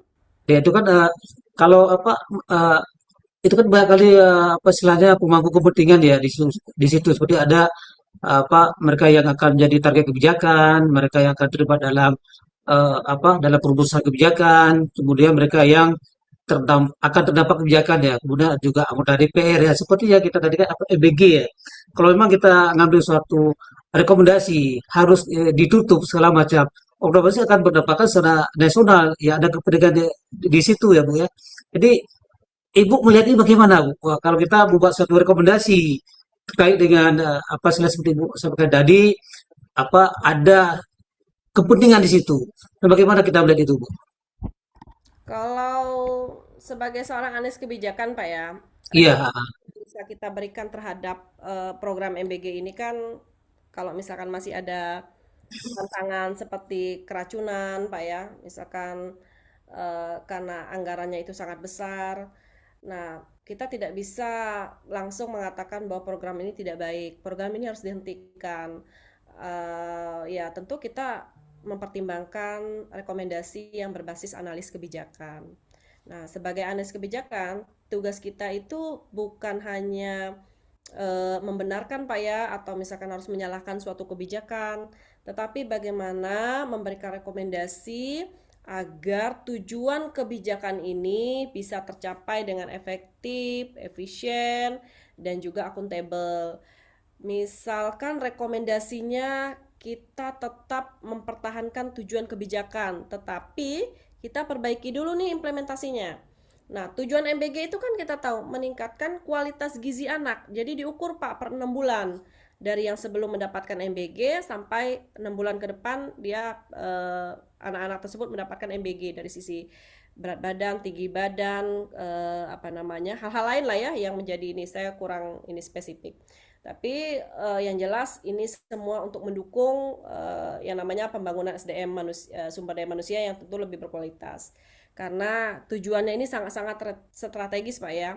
Tapi memang implementasinya yang perlu kita evaluasi. Artinya di sini tujuannya dipertahankan, tetapi mekanisme pelaksanaannya ini harus diperbaiki. Nah, itu disclaimer-nya. Kalau misalkan kita berikan rekomendasi yang lain misalkan. Nah, terkait dengan desentralisasi penyediaan makanan. Kita tahu negara kita Indonesia ini kan memiliki karakteristik wilayah yang sangat beragam. Nah, sehingga kita rancang nih model distribusinya itu harus seragam. Nah, ini yang perlu kita perhatikan. Misalkan kalau di kota besar itu menggunakan dapurnya terpusat. Kalau misalkan di daerah terpencil, bagaimana menggunakan sudah ada nih skema dari pimpinan BGN yang sebelumnya itu mengatakan harus memanfaatkan dapur-dapur sekolah seperti itu, atau mungkin melibatkan UMKM lokal yang memang sudah memenuhi standar-standar seperti yang sudah diterapkan oleh BGN seperti itu. Nah, ada keuntungannya karena mungkin makanannya lebih segar, resiko kerusakan makanannya berkurang karena dimasak di kantin sekolah itulah ya. Sehingga yang paling penting tujuan dari Pak Presiden kita ini ekonomi lokal, Pak. Jadi selain untuk membangun kualitas SDM-nya 2045 menuju generasi emas, maka ekonomi lokal ini juga akan tergerak sampai di tingkat desa. Nah, kemudian kalau misal kita berikan rekomendasi lainnya, apa nih misalkan? Ya itu kita memperkuat sistem pengawasan. Jadi kasus keracunan itu sudah menunjukkan bahwa pengawasan yang harus diperkuat.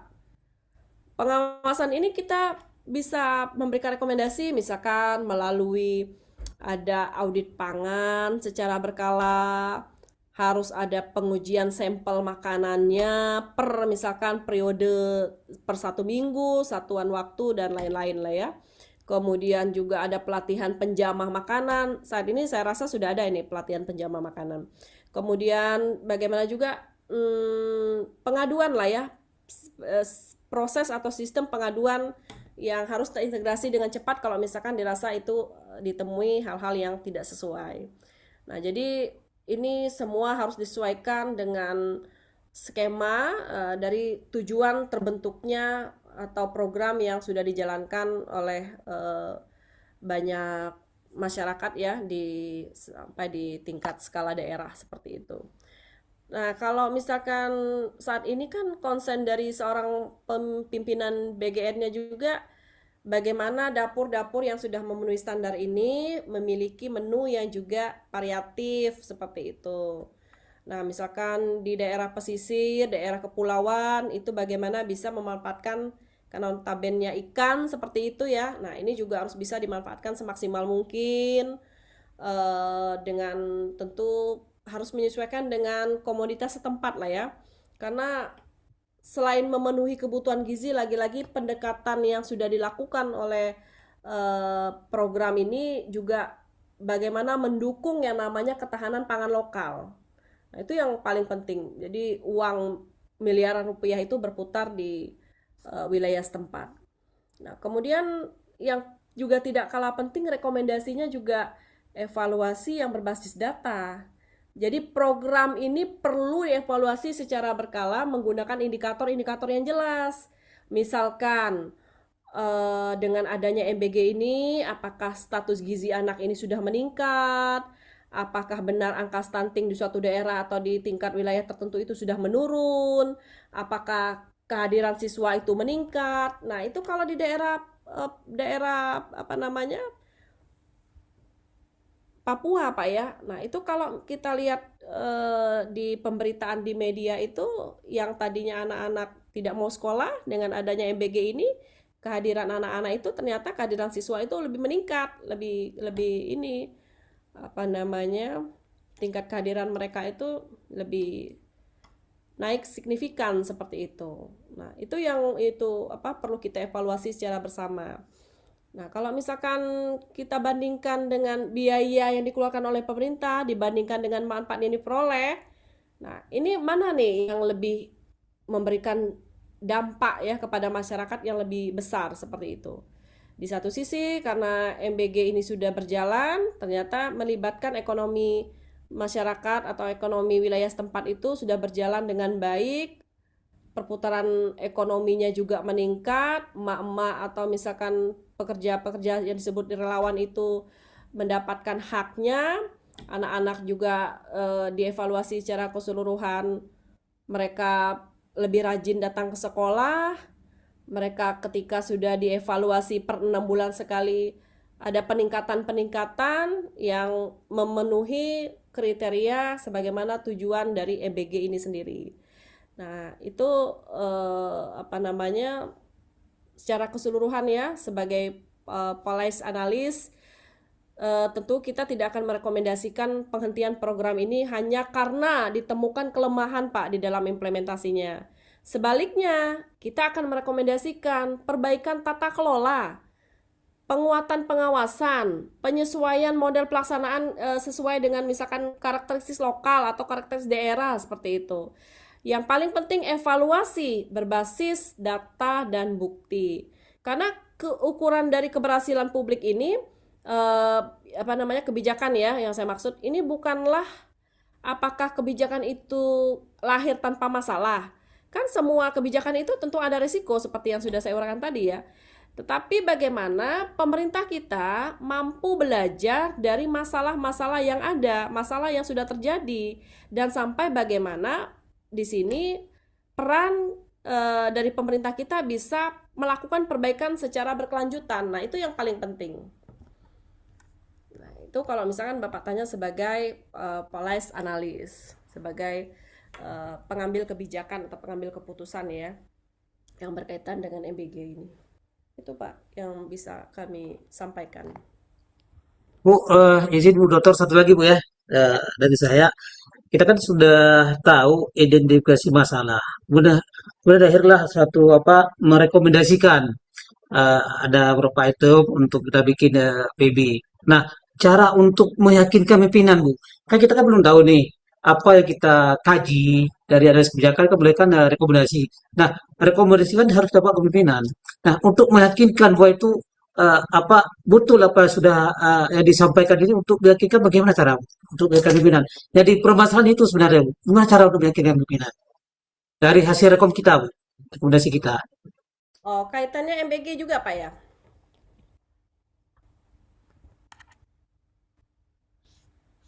Ini kaitan konteksnya apa nih Pak? Misalnya gini Bu, kita kan bicara secara umum.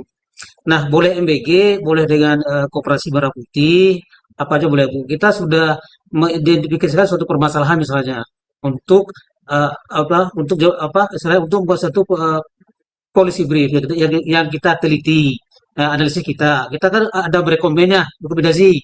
Nah, untuk menyampaikan kepemimpinan untuk meyakinkan beliau bagaimana saya karena kayak gini Bu, apapun yang ada juga yang banyak kita kaji tapi tidak direspon dan juga gitu Bu. Nah, iya, untuk meyakinkannya bagaimana? Ya, kita kan memang Pak ya, ketika datang kepada pimpinan, kita tidak boleh mengatakan bahwa program ini bermasalah, kegiatan ini bermasalah. Tetapi bagaimana kita bisa mengurai ya bahwa kita membawa bukti, analis dan rekomendasi yang bisa menjadi dasar di dalam pengambilan keputusan. Tadi kan sudah saya uraikan langkah-langkah ya dari mulai identifikasi permasalahan. Kalau misalnya kita kaitkan konteksnya ini masalah MBG, di situ kita lihat permasalahan dari identifikasi itu ternyata dari sisi keamanan pangan masih terdapat misalkan di beberapa wilayah ada keracunan-keracunan makanan atau SOP keamanannya itu tidak diterapkan secara konsisten dari sisi logistik, dari sisi tata kelola dan lain-lain. Nah, setelah kita identifikasi, kemudian kita analis penyebabnya. Nah, jadi jangan berhenti kepada gejala, tetapi sebagai analis kebijakan kita juga harus bisa menindaklanjuti apa yang menjadi permasalahan tersebut untuk ditindaklanjuti lebih jauh. Misalkan nanti kita lihat di situ bukan rekomendasi ya, kita lihat di situ mengapa terjadi keracunan seperti itu. Diidentifikasilah apakah misalkan kualitas bahan bakunya itu buruk, mungkin dari sisi proses penyimpanan makanannya itu tidak sesuai standar, atau tadi karena daerah yang terjal sehingga distribusinya itu terlalu lama sehingga makanan jadi cepat basi dan lain-lain. Dan ini perlu disusun rekomendasi bagi seorang analis kebijakan ketika memberikan rekomendasi itu tidak sepenuhnya menggunakan data terpusat Pak ya, tetapi bagaimana memanfaatkan komunitas atau hal-hal yang dirasa itu dari sisi pemenuhan eh, bahan baku misalkan yang tidak sesuai, tidak memenuhi standar, evaluasinya juga masih kurang. Nah, ini harus kita pilah dulu nih apa yang menjadi tadi sudah diidentifikasi, permasalahannya juga sudah tahu, penyebabnya juga sudah tahu. Kita lihat rekomendasi apa yang paling tepat. Nah, ini harus ada opsi atau solusi-solusi alternatif seperti yang saya sampaikan ya. Ada di situ misalkan alternatifnya kita harus memperkuat pengawasan kualitas pengawasan misalkan, atau misalkan rekomendasi yang pertama misalkan kita harus membangun sistem distribusi berbasis wilayah seperti itu, atau misalkan kita harus bisa menerapkan kebijakan yang adaptif misalkan, karena yang saya maksud kebijakan adaptif ini daerah kota, daerah terpencil itu kan tidak bisa kita samakan dengan menggunakan model pelaksanaan yang sama seperti itu, karena tentu berbeda ya karakteristik dan juga hal-hal lain yang dirasa perlu ada perhatian khusus untuk di daerah-daerah tertentu seperti daerah terpencil, daerah 3T seperti itu. Nah, kemudian misalkan ada dashboard yang dibangun oleh pemerintah kita secara di pusat misalkan untuk mengevaluasi secara nasional. Misalkan dari setiap daerah itu melaporkan nih jumlah manfaat, tapi ini by system ya. Kualitas makanan, misal ada kejadian-kejadian yang luar biasa atau misalkan ada hal-hal lain yang perlu dievaluasi. Nah, bagaimana kita meyakinkan pimpinan? Nah, jadi dari sisi penyampaian juga Pak ya, misalkan kita buat dari rekomendasi atau misalkan secara lisan kita juga berjumpa, kita sampaikan berdasarkan evaluasi. Nah, bahasanya kan seperti itu, pastinya dari evaluasi yang sudah berbasis by bukti atau data yang terjadi di lapangan. Nah, itu disampaikan karena itu misalkan kami merekomendasikan untuk pembangunan ini berdasarkan simulasi, berdasarkan fakta yang terjadi seperti itu. Bagaimana menurunkan misalkan potensi keracunan makanan di dalam tata kelola MBG ini. Perhatikan bahwa rekomendasi tersebut jelas berbasis data, harus menjelaskan masalah, harus menawarkan solusi kepada pimpinannya, dan harus menjelaskan nih manfaatnya kalau misalkan kita mengambil alternatif opsi-opsi yang sudah ditawarkan kepada pimpinan. Jadi ini formula sederhana sih Pak bagi seorang polis analis Pak ya. Bagaimana di sini kita harus bisa menjawab 5 pertanyaan nih ketika kita menghadap pimpinan. Apa masalahnya? Mengapa masalah itu terjadi? Misalkan apa sih dampaknya jika ini diperbaiki, atau ini loh alternatif solusi-solusinya. Nah, mengapa Pak kita harus memilih alternatif ini? Nah, itu sudah ada pilihan-pilihan terbaik beserta opsi-opsi yang memang sudah kita tawarkan sehingga pimpinan dengan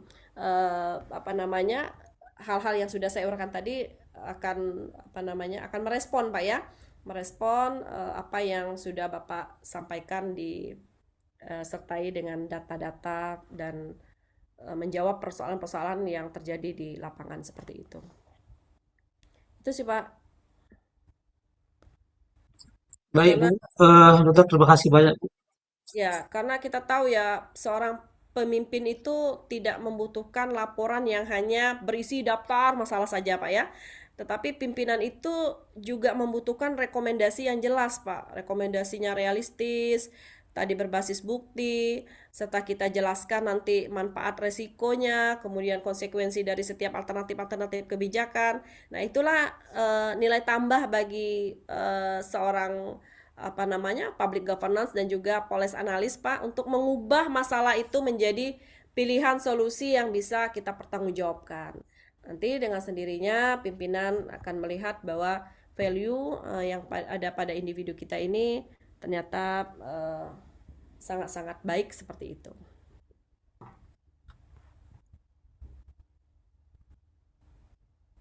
Ya, demikian Pak ya. Terima kasih untuk diskusinya Pak. Luar biasa ini Pak Ismail Alba. Mudah-mudahan nanti bisa terjalin silaturahmi tatap muka Pak ya. Ya, baik Bu. Saya selalu dipujas Bu di belakang Kemendes Ya, dekat TV ya. iya. Termasuk juga ini, saya lupa itu Ibu Sri. Sri Nur Hayati kalau tidak salah namanya, Pak. Sri Nurhati ya. Ya, Kalau di BPI nggak ada Bu, BPI. nggak Mungkin ada di ya. unit kerja lain mungkin. Iya, mungkin. Saya di Badan Pengembangan Informasi Desa. Mm, mm, mm. Sering turun ke ini, Pak, ke daerah-daerah. Kalau dulu sering Bu, sekarang kan sudah anggaran sudah apa? Efisiensi Ya ya. lah tahu sendiri gimana bukan refocusing segala macam kan. Jadi kalau dulu kita ada program kegiatan namanya Desa Cerdas Bu. Oh, Jadi itu masih. ada iya dari dana loan kita dari se-Indonesia Bu program kita Bu. Iya, Desa Cerdas itu ya. Itu Iya betul. uh, berapa berapa tahun yang lalu itu sempat digagaskan di berbagai banyak ini wilayah, Pak, Desa Iya Cerdas. iya betul. Hmm. Sayang sekali kalau misalkan ini ya Smart Village itu tidak Iya. jalan. Dulu ada di apa di pusat daya saing Bu, di kampusnya. Oh, Pusdaing kalau singkatannya. ya. Karena kan desa ini kan sampai dengan hari ini kan masih terdapat tantangan, Pak ya. Iya, Karena masih banyak Bu. utamanya potensi ekonomi itu, Pak, yang belum optimal, Pak. Iya. Itu kalau saya melihat kondisi ekonomi gini Bu. Karena kan apa seperti kita kami bicara tadi infrastrukturnya dari masyarakat misalkan kita bicara transmigrasi terang dari masyarakat banyak nih yang komoditi-komoditi yang kan di sana seperti karet, sawit segala macam mereka menurunkan itu biaya lebih besar Bu karena jalannya tapi kalau aksesnya bagus mungkin ekonomi desa akan lebih terjamin kayaknya Bu Mm-mm. infrastrukturnya Bu kalau untuk daerah pedalaman. Ya. Hmm, Tapi ya. menurut Bapak sendiri, kalau desa cerdas itu identik dengan ini nggak, Pak? Dengan harus serba digital nggak seperti itu? Karena gini, karena kan di era sekarang kan kita membutuhkan yang namanya apa satu jari ya jari. Dengan jari kita bisa mengakses semua sedunia kita bisa akses, baik dengan promosi segala macam. Jadi dengan hadirnya desa cerdas, jadi orang desa orang-orang yang ada di desa, jadi bisa mempromosikan produk-produknya, kemudian bisa langsung berkomunikasi dengan apa istilahnya nggak melalui tengkulak lah dia langsung mereka mempromosikan sih baik di Shopee ataupun di mana saja produk ikrafnya. Jadi sangat apa positif sekali Bu program itu Bu saya lihat Bu. Tapi karena sekarang ini ya anggaran jadi programnya ya ya gitulah Bu. Tapi kan bisa memanfaatkan ruang digital seperti ini, Pak, ruang virtual kita saat ini, Pak. Menggunakan Zoom, misalkan seperti itu. Iya bisa bisa. Kan di sana kan kita ada buat RKDD ruang komunitas apa desa digital Bu. Jadi di satu tempat itu dari kepala desa itu menjalankan tempatnya untuk uh, RKDD-nya. Jadi di sana kita udah siapkan komputer, apa aksesnya. Kemudian jadi sana ada juga yang namanya duta digital. Jadi mereka yang membawahi di sana semua sampai kader digital juga. Oh, luar biasa ini. Ya, cuma program terhenti sebenarnya. Iya, Ya, iya. Tapi mudah-mudahan karena sudah diawali, Pak ya, sebelum-sebelumnya mudah-mudahan nanti kita manfaatkan ruang-ruang online seperti ini untuk bisa terus informasi atau implementasinya sampai di tingkat-tingkat desa. iya betul. Baik, Bapak Ibu, eh, mungkin kita akhiri ya apa yang menjadi diskusi kita pada malam hari ini. Terima kasih atas antusiasmenya, partisipasinya, Pak, khususnya Pak Ismail Alba. Luar biasa berbagai pertanyaan kritis ya yang sudah disampaikan. Jadi diskusi yang kita lakukan malam hari ini itu menunjukkan bahwa tantangan di dalam tata kelola pemerintahan kita dan sebagai seorang analis kebijakan itu tidak sesederhana seperti yang terjadi, tetapi perlu ada konsep antara teori dengan praktiknya itu. Letak peran pentingnya adalah bagaimana sebagai aparatur praktisi pemerintahan bisa memandang apa yang ada ya, atau yang sudah terjadi dari pengalaman Pak Bido lebih komprehensif ya di dalam melihat setiap persoalan-persoalan publik. Karena setiap kebijakan itu tentu memiliki tujuan yang baik, tapi seringkali keberhasilannya itu sangat-sangat ditentukan oleh bagaimana kebijakan itu bisa dirancang, diimplementasikan, diawasi, dan terakhir dievaluasi.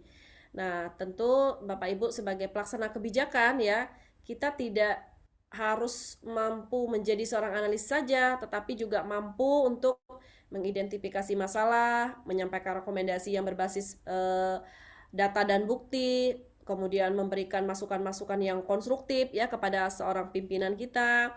Nah, dan yang paling penting integritas, profesionalisme, dan keberanian untuk menyampaikan kebenaran melalui mekanisme yang tepat merupakan bagian dari tanggung jawab kita semua sebagai pelayan publik. Saya juga terus belajar lah ya untuk kita bersama-sama menghadapi, mendalami juga terkait tantangan-tantangan pemerintahan ini yang semakin ke depan juga akan semakin kompleks. Banyak hal karena ini berkaitan dengan transformasi digital, isu-isu lingkungan, sampai kepada tuntutan-tuntutan pelayan publik lah ya yang saat ini semakin tinggi. Jadi di dalam birokrasi juga dituntut untuk bagaimana bisa bertransformasi menjadi birokrasi yang harus adaptif, kolaboratif, dan tentu yang paling penting berorientasi kepada kepentingan-kepentingan masyarakat. Jadi terima kasih sekali lagi atas perhatian, partisipasi, dan kehadiran melalui virtual atau ruang Zoom ini. Mohon maaf apabila selama penyampaian materi ini masih terdapat kekurangan-kekurangan. Semoga kita semua senantiasa selalu diberikan nikmat kesehatan, kekuatan untuk terus bisa mengabdi bagi kemajuan bangsa dan negara. Saya akhiri, wabillahi taufiq wal hidayah. Wassalamualaikum warahmatullahi wabarakatuh. Waalaikumsalam. Bu, izin satu lagi Bu, apa saran boleh Bu? Silakan Pak. Gini, ini kan berbicara kebijakan, apa istilahnya kajian. Nah, kan boleh kan ada rekomendasi. Nah, boleh nggak ditambah satu lagi nanti kalau ada materi advokasi kebijakan? Yang berkaitan dengan kebijakan publik Pak ya. Iya, iya, iya. Ada satu lagi kalau bisa ditambahkan materinya advokasi kebijakan, meyakinkan pimpinan Bu. Nah, itu Oh, oke. merayu pimpinan Bu. Baik, baik. Ya. Nanti akan kami sesuaikan kembali kalau misalkan itu berkaitan dengan CPGPI ini. Ya, terima kasih untuk saran dan masukannya, Pak. Baik, sepertinya moderator kita ini tidak di tempat ya. Saya langsung close saja. Sebelumnya izinkan saya dokumentasikan terlebih dahulu. Mohon on cam.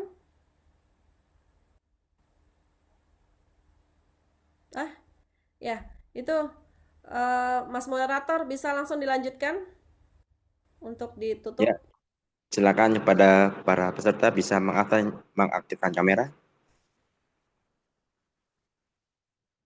Mas Aris, Mas Rizky. Oke, 3, 2, 1. Sudah, Bu. Oh. Baiklah, terima kasih kepada... Oh ya, diulang. Oke, kita ulang. 3, 2, 1.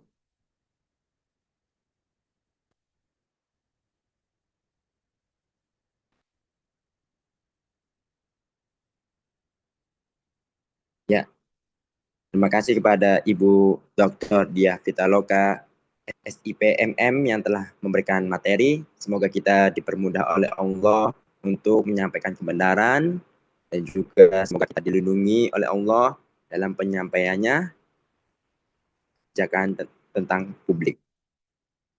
Baiklah, kita sampai di penghujung acara. Marilah kita tutup acara pada malam hari ini dengan bacaan dalam sama-sama. Alhamdulillahirabbil alamin. Mohon maaf bila ada salah ataupun pelayanan dari kami mohon maaf yang sebesar-besarnya.